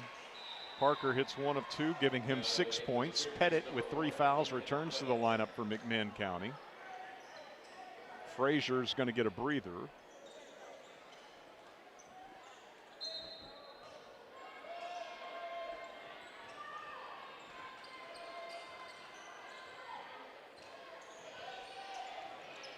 Gonzalez to Reinbold, top of the key, drives the lane. Looked like she stutter stepped. No call on the walk. Missed at the rim. Rebounded away by Foshi. Ahead to Lanning. Lanning to Dickens. Dickens 3. Good. And they'll say Lanning charged before releasing the pass. Lanning with the foul. Farragut with its 3rd turnover of the quarter. 2nd charging foul that has been the turnover. 6th turnover of the game. Admirals up 1. Reinbold between the circles gives right side to Pennington. Pennington to Gonzalez. Left side 3. No good. Dan Lanning with the rebound for the Admirals. Lanning working into front court. White on him. Nate White. Now Aiden Foshi Foshi to Reed. Reed spins, going right to the basket, and ball knocked out of bounds. Actually thought Reed might have stutter stepped himself and walked. No call. Farragut's got the ball underneath its own basket. Parker loops it in near midcourt to Dan Lanning. Nate White on him. 1 minute to play, third quarter. Lanning spinning into the paint with the right hand. Beautifully done. Used the body to shield away the taller Reinbold. And Lanning kisses it off the glass. Good. Dan's got 6 for this quarter. Farragut leads by 3, 35-32. 40 seconds to go in the quarter. Pennington. Right side, Gonzalez. Gonzalez driving to the baseline. Pulls up. Got the shot to go. He's been tough. Gonzalez has got 13.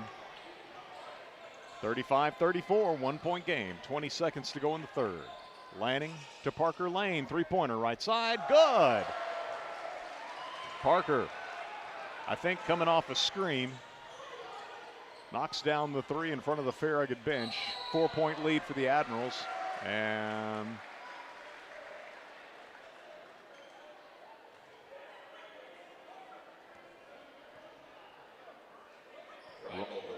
Reinbold, I guess,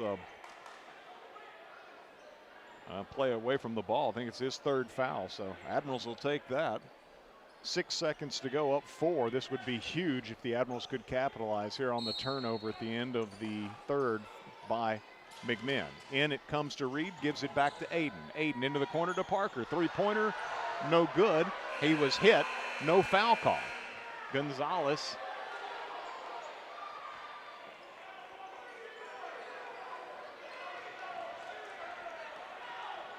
the defender right there. And Coach Burris having a word with the 2 other officials that were not as close to the play. So after 3, 38-34, Parker Lane certainly thought he was fouled on the three-point attempt by Gonzalez. No whistle. We go to the fourth. The Admirals up 4. Back in 1 minute with fourth quarter action from McMinn County as you listen to Farragut High School Hoops, presented by Precision Garage Door Service, a name you can trust. Leaky pipes. Oh no! Toilets clogged. Oh crap! Don't freak out. Just call us. Problem solved. Okay. No job too big. No job too small. Oh, great. Repairs, installs, relax. We do it all. Valley Plumbing. Any plumbing issue, anytime. Call your Valley Plumbing professionals today at 865-351-0643 or visit valleyplumbingtn.com. That's valleyplumbingtn.com. Looking for a mortgage that fits your needs? At Hearthside Bank, we offer a variety of mortgage solutions to help you get into your dream home. Whether you're a first-time home buyer or refinancing, our team is here to guide you every step of the way. With competitive rates, personalized service, and flexible terms, we have the right mortgage for you. Visit us today and let's make your homeownership dreams a reality. Hearthside Bank, member FDIC, equal housing lender. McMinn County will score as Reinbold pump fakes, got an airborne defender that stepped under him and then dropped it off for a closer shot by Maddox Frazier. Lays it up and in. McMinn County on the board first in this fourth quarter. Farragut now turns it over. The Admirals actually had the first possession of the fourth. A quick 3 from the right wing by Parker Lane wouldn't go down. So the Cherokees scored the basket on the assist from Reinbold, the basket by Frazier. And now after a Farragut turnover, McMinn County can tie with a 2, take the lead with a 3. Just underway fourth quarter here in Athens. Dan Lanning, Matthew Dickens, Britton Lewis, Reed Vining, Parker Lane on the floor for Coach Burris. Gonzalez with the ball for McMinn County out top. Pettit's on the floor as well as Frazier and Reinbold and Pennington for the Cherokees. Gonzalez driving in the lane, lost the dribble. It was saved though by Frazier, gives to Pettit. Pettit fires it into the right corner to Reinbold. Baseline drive shut down by Lanning. Back on the right wing to Pettit. Britton Lewis shadows him as the ball goes out to midcourt to Pennington. Pennington got around Dickens, drops it off to Frazier, lost it on the way up, and they'll say Farragut touched it.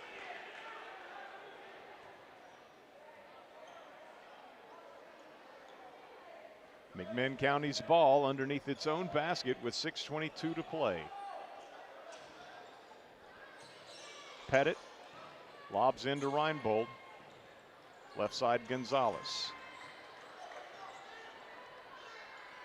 Admirals trying to pick up win number 20 of the season. They got work to do. Pennington left side three, short. Dan Lanning takes it, fires ahead to Parker Lane. 2-on-1 break. Parker off to Britton Lewis. Lewis scores with the left hand. Looked like that could have been an and one opportunity. No foul called. Farragut back the other way, leading by 4, 40-36. Driving the lane. Gonzalez misses, but there's Frazier to clean it up. Frazier's got 19 to lead the Cherokees. Farragut quickly in front court. Parker Lane, right side, driving on Reinbold along the baseline. Got by him and scores at the rim. Again, some contact, no call. Parker has 11. Farragut up 4, 42-38. You're going to have to be able to finish through contact and just hope they don't call a charge. Pennington down the lane with the left hand. Whistle and a foul on Farragut. 2 free throws coming for McMinn County.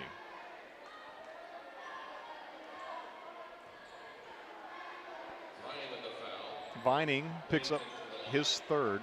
He's done well to avoid a third as long as he has. That second foul for Reed came, I think, early second quarter. Pennington with the free throw up, good. Pennington now 2 of 3 from the line tonight. McMinn County sophomore, 4 points.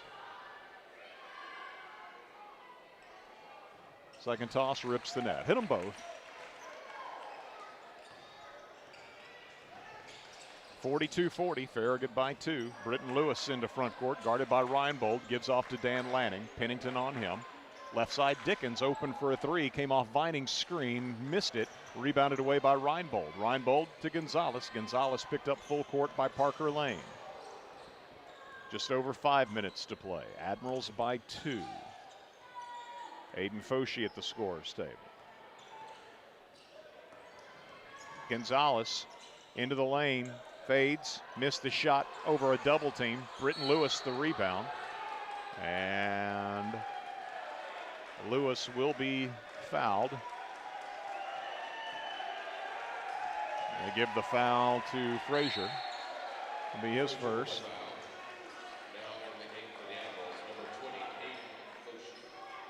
Foshee into the game for Matthew Dickens. The applause you heard across the way was for this particular official. Farragut over the top of a press to Parker Lane. Parker driving on Frazier, missed the shot, and it'll be Pettit rebounding it away from McMinn County. Pettit in front court to Frazier. Frazier spinning in the paint, lost his dribble, picked up by Britton Lewis. Ahead to Parker.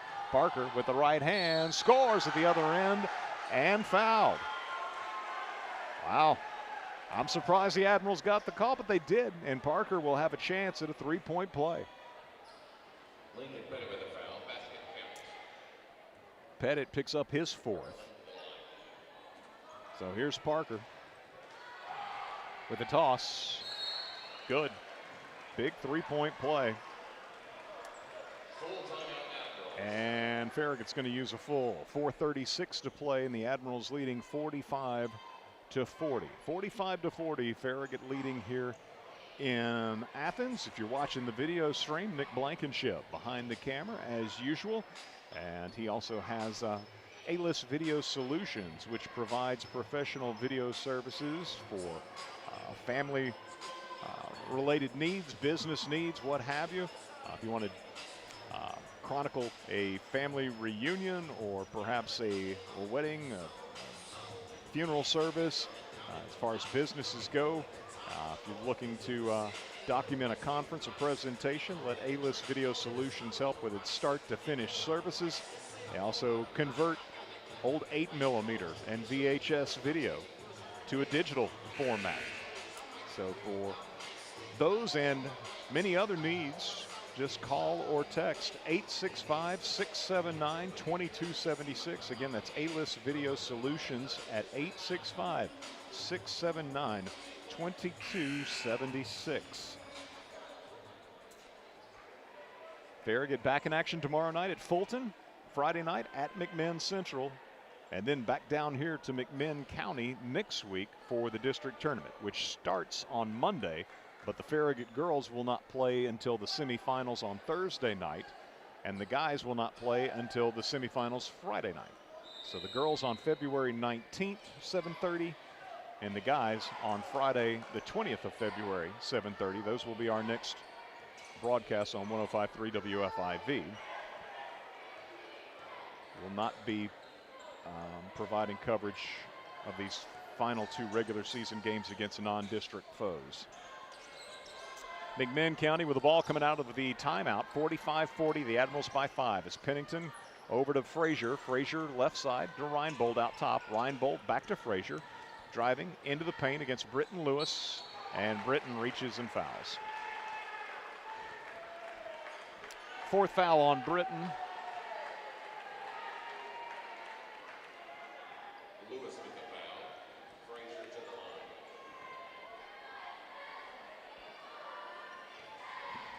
Frazier 1 for 6 at the line. Hits the toss. 20 points for him.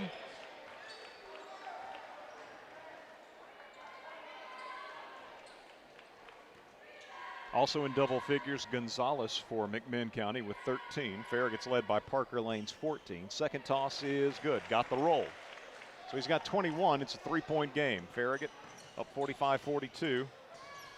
Dan Lanning in rear court works into front court against Pennington.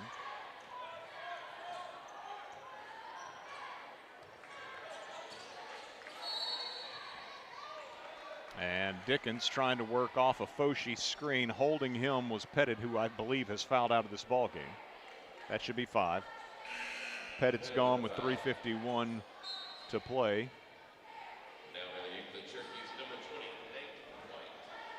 So Nate White checks into the ball game.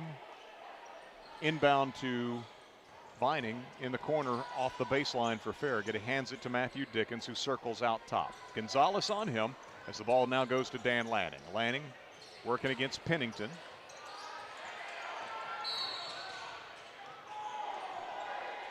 And hand check foul on Pennington. Pennington with the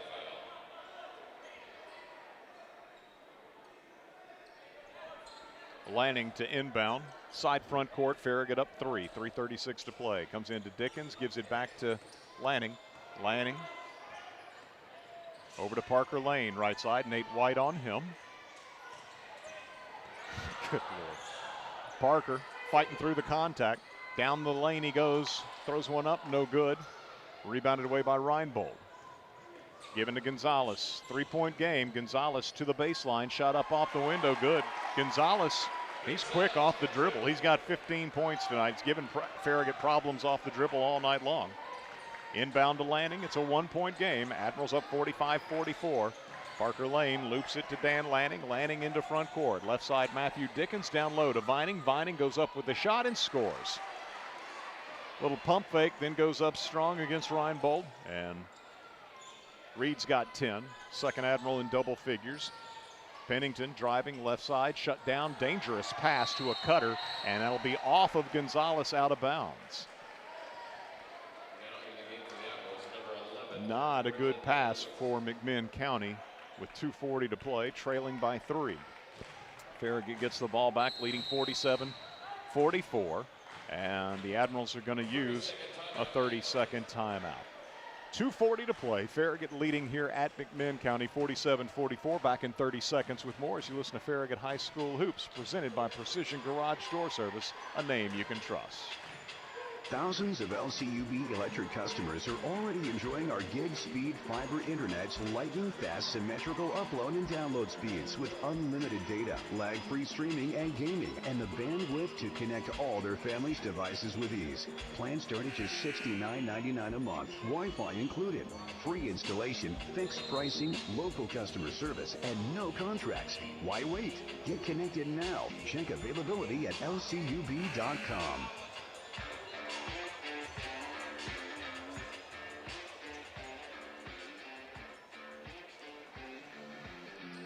Well, looks like Oak Ridge in girls play tonight won at Lenoir City 59-47. That's somewhat unexpected. And so the Lady Wildcats pick up their 5th district win of the year. What was the other one? The other one's Hardin Valley, Ray County. No score reported on that one. Farragut with the ball coming out of the timeout. Lanning speeds into front court, gives it to Reed Vining in the left corner. Out top to Matthew Dickens, Nate White on him. Right side, Parker Lane. Reinbold matched up on him. He can take him off the dribble. Starts right, loops back out top, does Parker.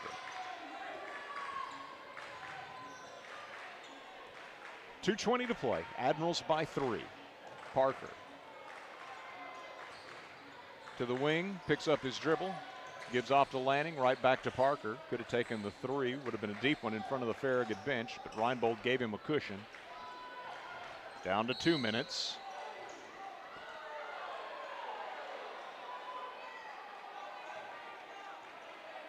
And the foul on Jackson Gonzalez. A double team on Parker will be his 3rd and the team 5th. So Farragut is in the bonus. And you got Parker Lane going to the line. A couple of big free throws here with the Admirals leading by 3. Parker with the toss. Good. 15 for him. 3 of 4 from the line tonight. Second toss. Good. A couple of big makes for Parker. Farragut leads by 5. 49-44. McMinn in front court. Gonzalez. Off Frazier's screen. That's a moving pick. Well, credit the official. He called it. I mean, it's clear as day. It's hard not to call it, but he did.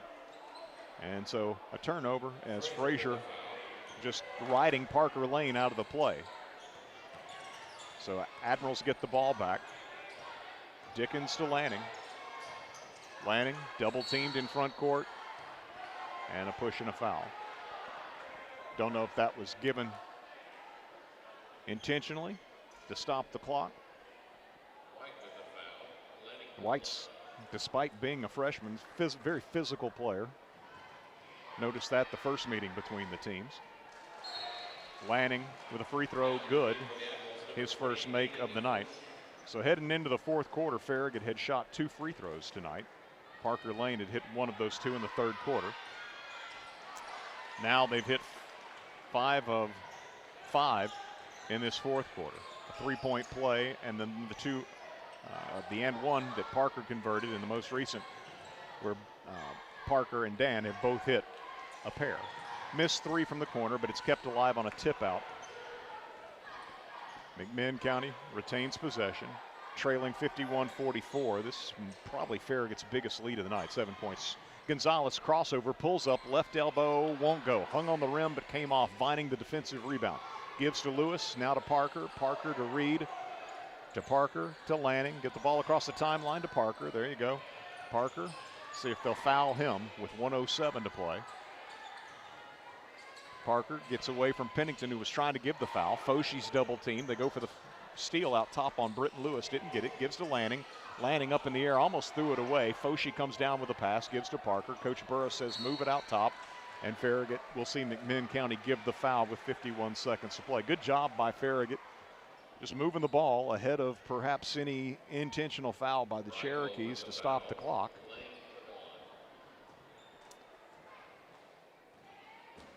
And Parker to shoot the bonus, first of which is good. 17 for Parker Lane. And he's hit 5 in a row at the line, make it 6 in a row.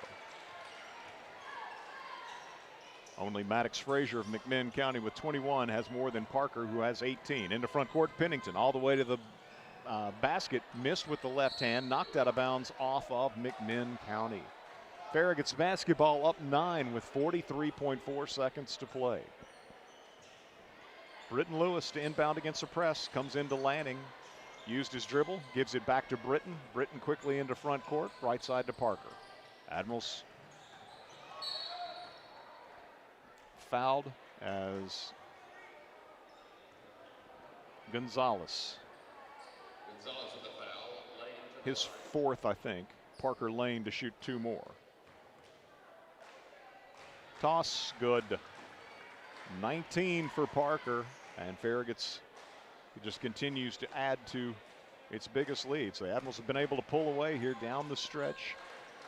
20 points for Parker. Hit them both. 55-44. Gonzalez in front court, off to Frazier. Frazier spinning in the paint. First right, then back left. Missed the shot. Got his own miss. Gives it out to Gonzalez. Three-pointers offline. Vining grabs the rebound. Gives to Parker. 18 seconds to play, and I don't think McMinn's going to foul anymore.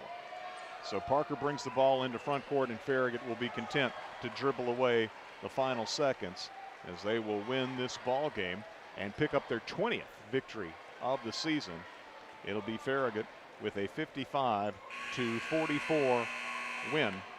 The Admirals now 20-8 on the season. McMinn County 15-13 as the Admirals wrap up without a tiebreaker coming into play. Wrap up the number 2 seed for the district regular season, heading to the tournament as they will finish district play 9-3. McMinn County at 3-9.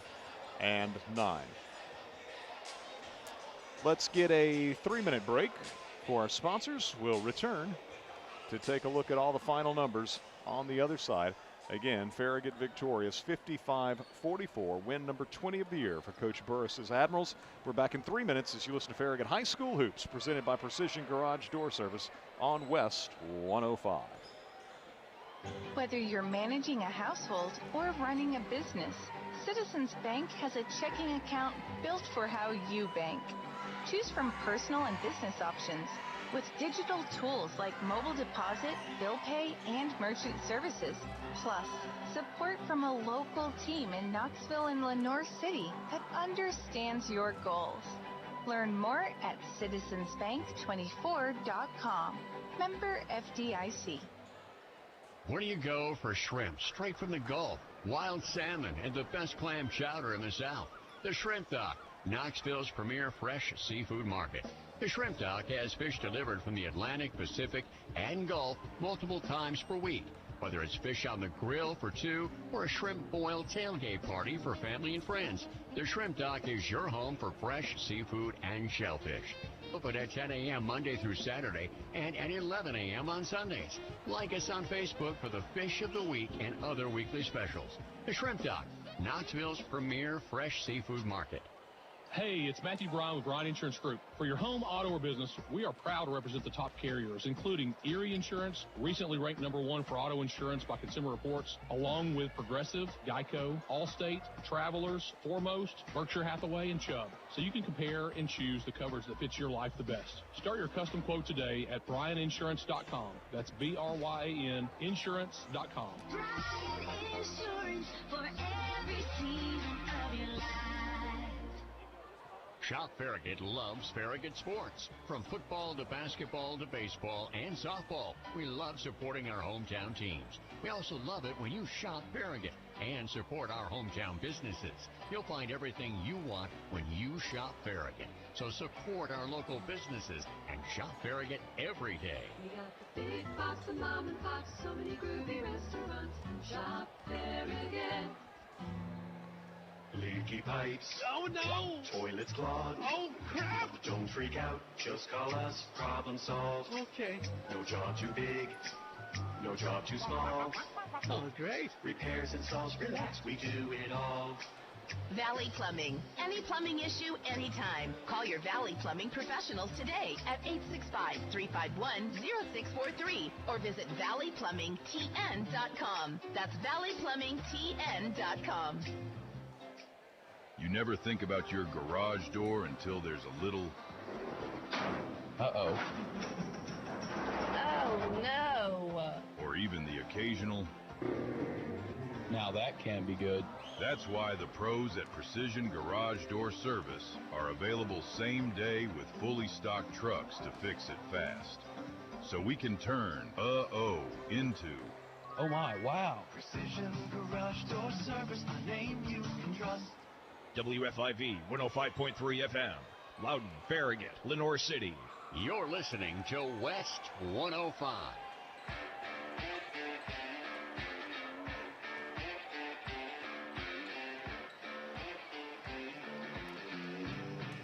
Barry Gerhardt back with you here in Athens at McMinn County High School. Nick Blankenship behind the camera, and behind the board, our producer in WFIV studios, Dusty Street.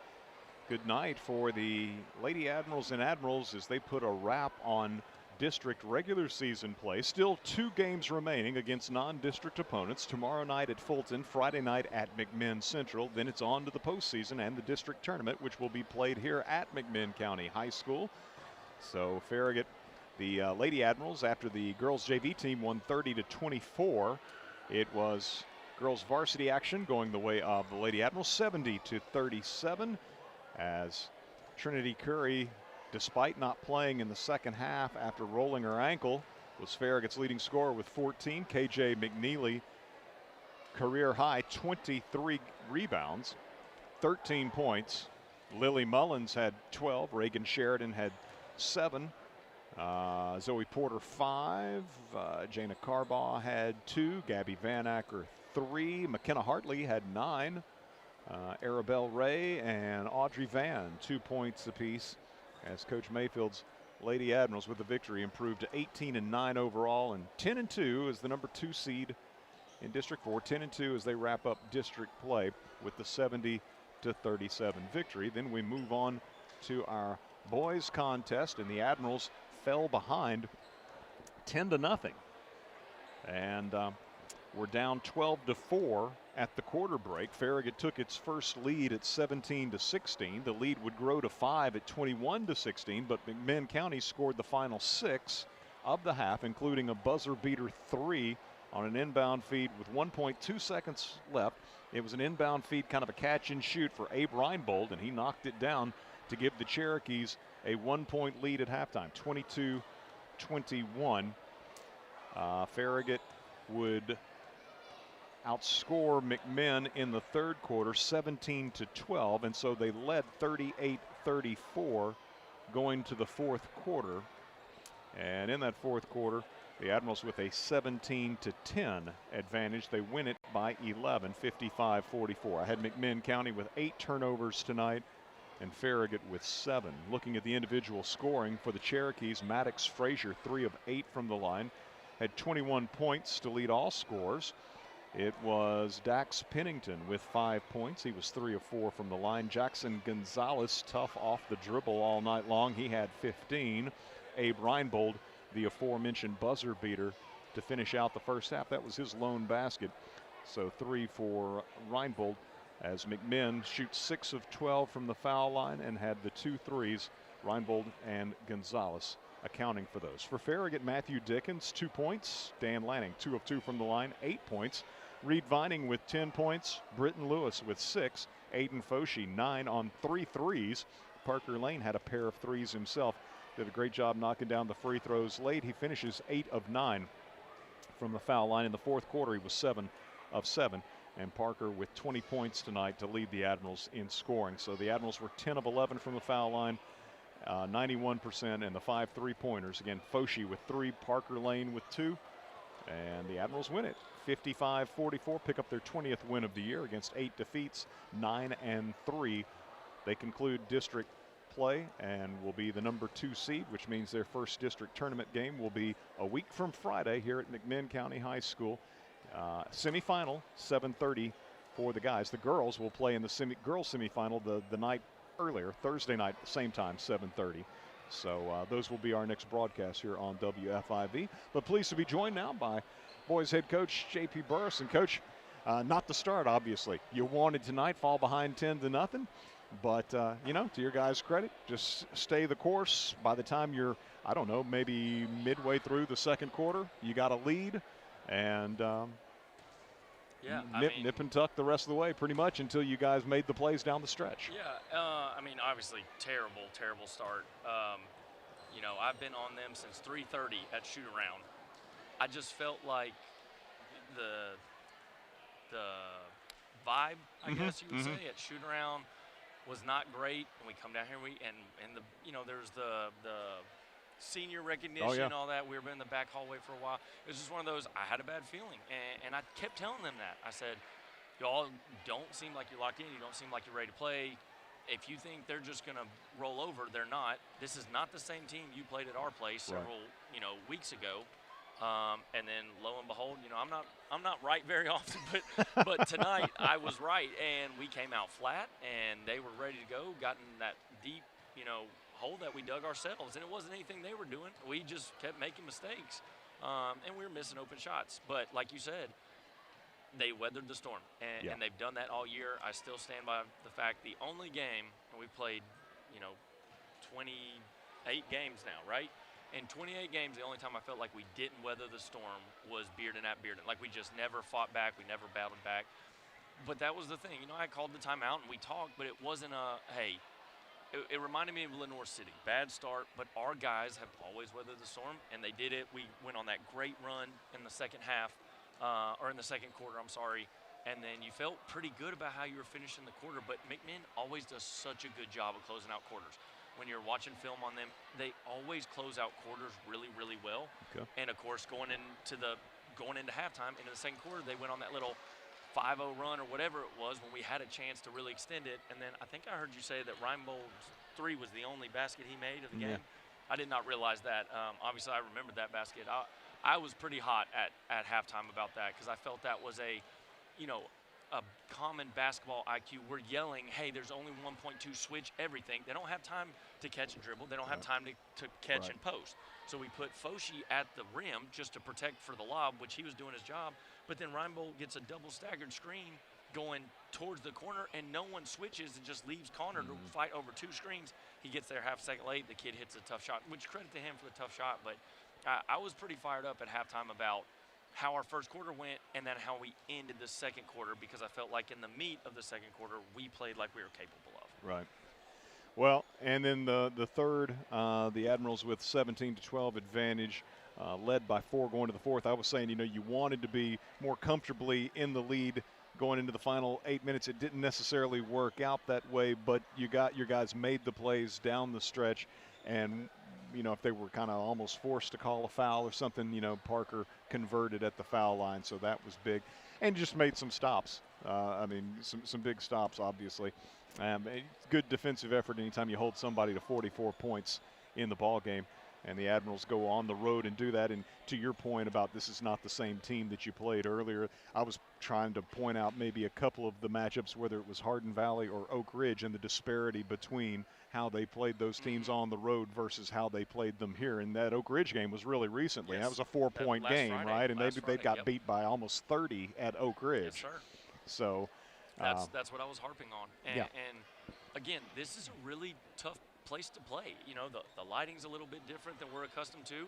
You've got a different association that officiates, and I'm not saying that in the sense of I felt they did a bad job. I'm just saying they officiate different than the association we're used to. Right. And you've got this massive gym with the depth perception, and it's just, and it's a good team, and it's a well-coached team. Like that, the whole, once I calmed down with the first part of my halftime speech, the second part of my halftime talk, adjustment, whatever you want to call it, was this is exactly what it should feel like when we're back here next Friday.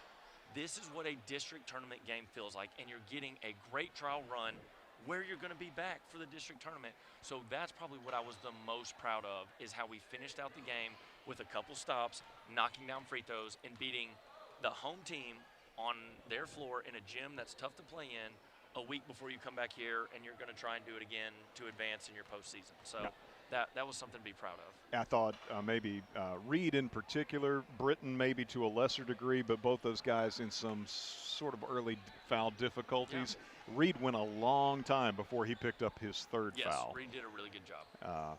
That was a bit concerning because that was early enough in the game when Reed picked up his second, how that's going to impact you on the boards and just your defense at the rim and all of that. And so well, and credit to, Matthew and Foshi for, we lose Reed, and Reed doesn't really come off the floor unless he's in foul trouble. And their number 0 was having a phenomenal game. Right. And we lose Reed, and we went 5 guards, because Britton's not a 5, but we went 5 guards, and that's when we went on our run. Our guys did a great job of switching to the offense we switched to and getting downhill, touching the paint, finishing when no one was there, kicking out. That was huge because you want Reed Vining on the floor. Mm-hmm. So the fact that we couldn't have him on the floor and we went on a run is more of a credit to the 5 guys that were on the floor than it is, taking away from how important Reed is to us.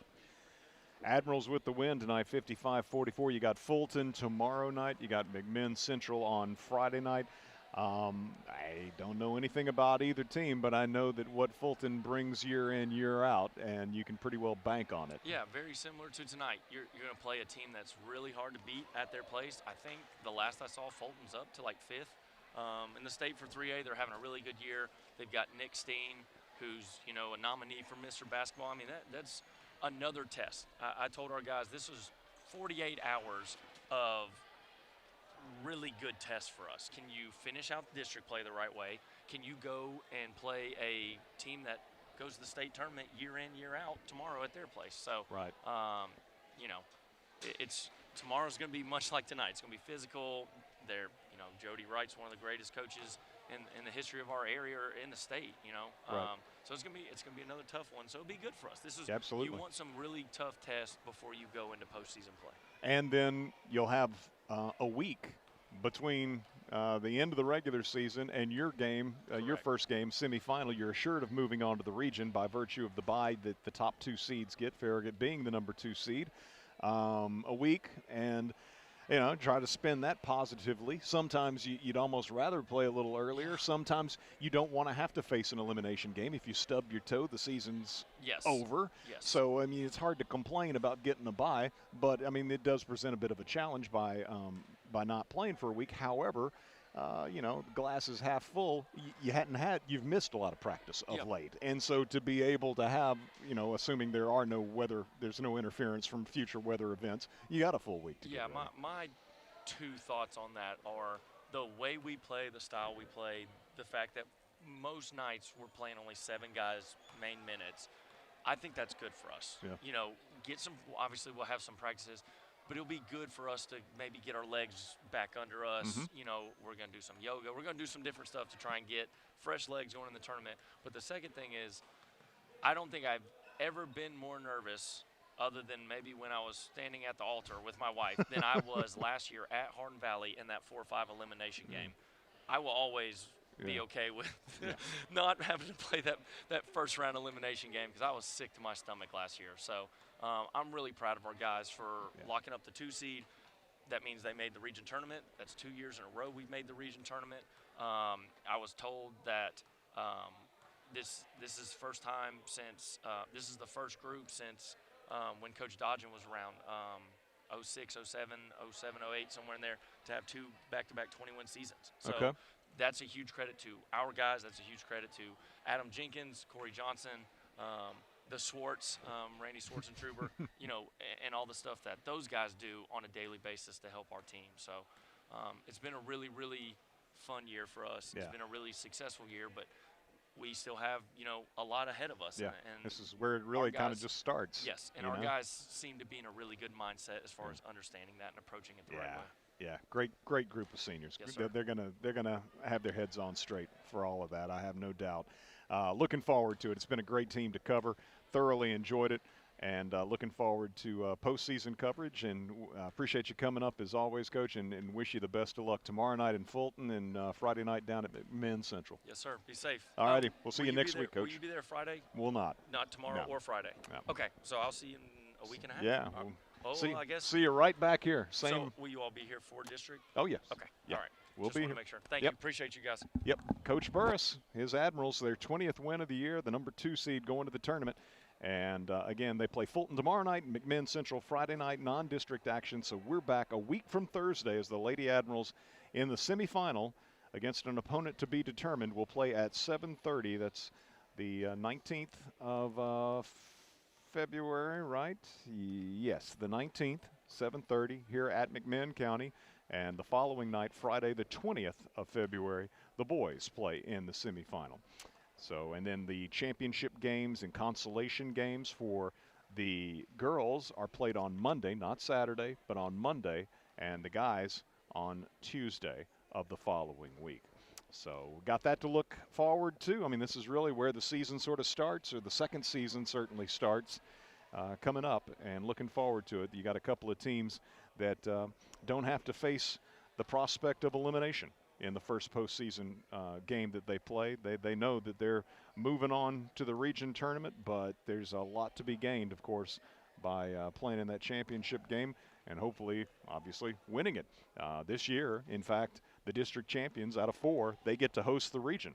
It's an even-numbered year, so the even-numbered district gets the host in the region tournament. So both the Admirals and Lady Admirals trying to achieve that as well as pick up some hardware along the way. But wish them the very best as they turn their attention to Fulton tomorrow night and on Friday night as they travel to McMinn Central. Appreciate everyone listening tonight. A good night as the Lady Admirals win 70-37 and the guys win 55-44 here at McMinn County. For Dusty Street, back in our WFIV studios, Nick Blankenship behind the camera. I'm Eric Gerhardt saying thanks so much for listening. Have a good night, everyone. Farragut High School basketball on West 105, brought to you by Hearthside Bank Farragut, David's Abbey Carpet, Precision Garage Door Service, LCUB Internet, The Shrimp Dock, Miser Wealth Partners, Valley Plumbing, Shop Farragut, Citizens Bank, Knoxville and Lenore City, and by Bryan Insurance Group, the voice of the Farragut Admirals. This is West 105.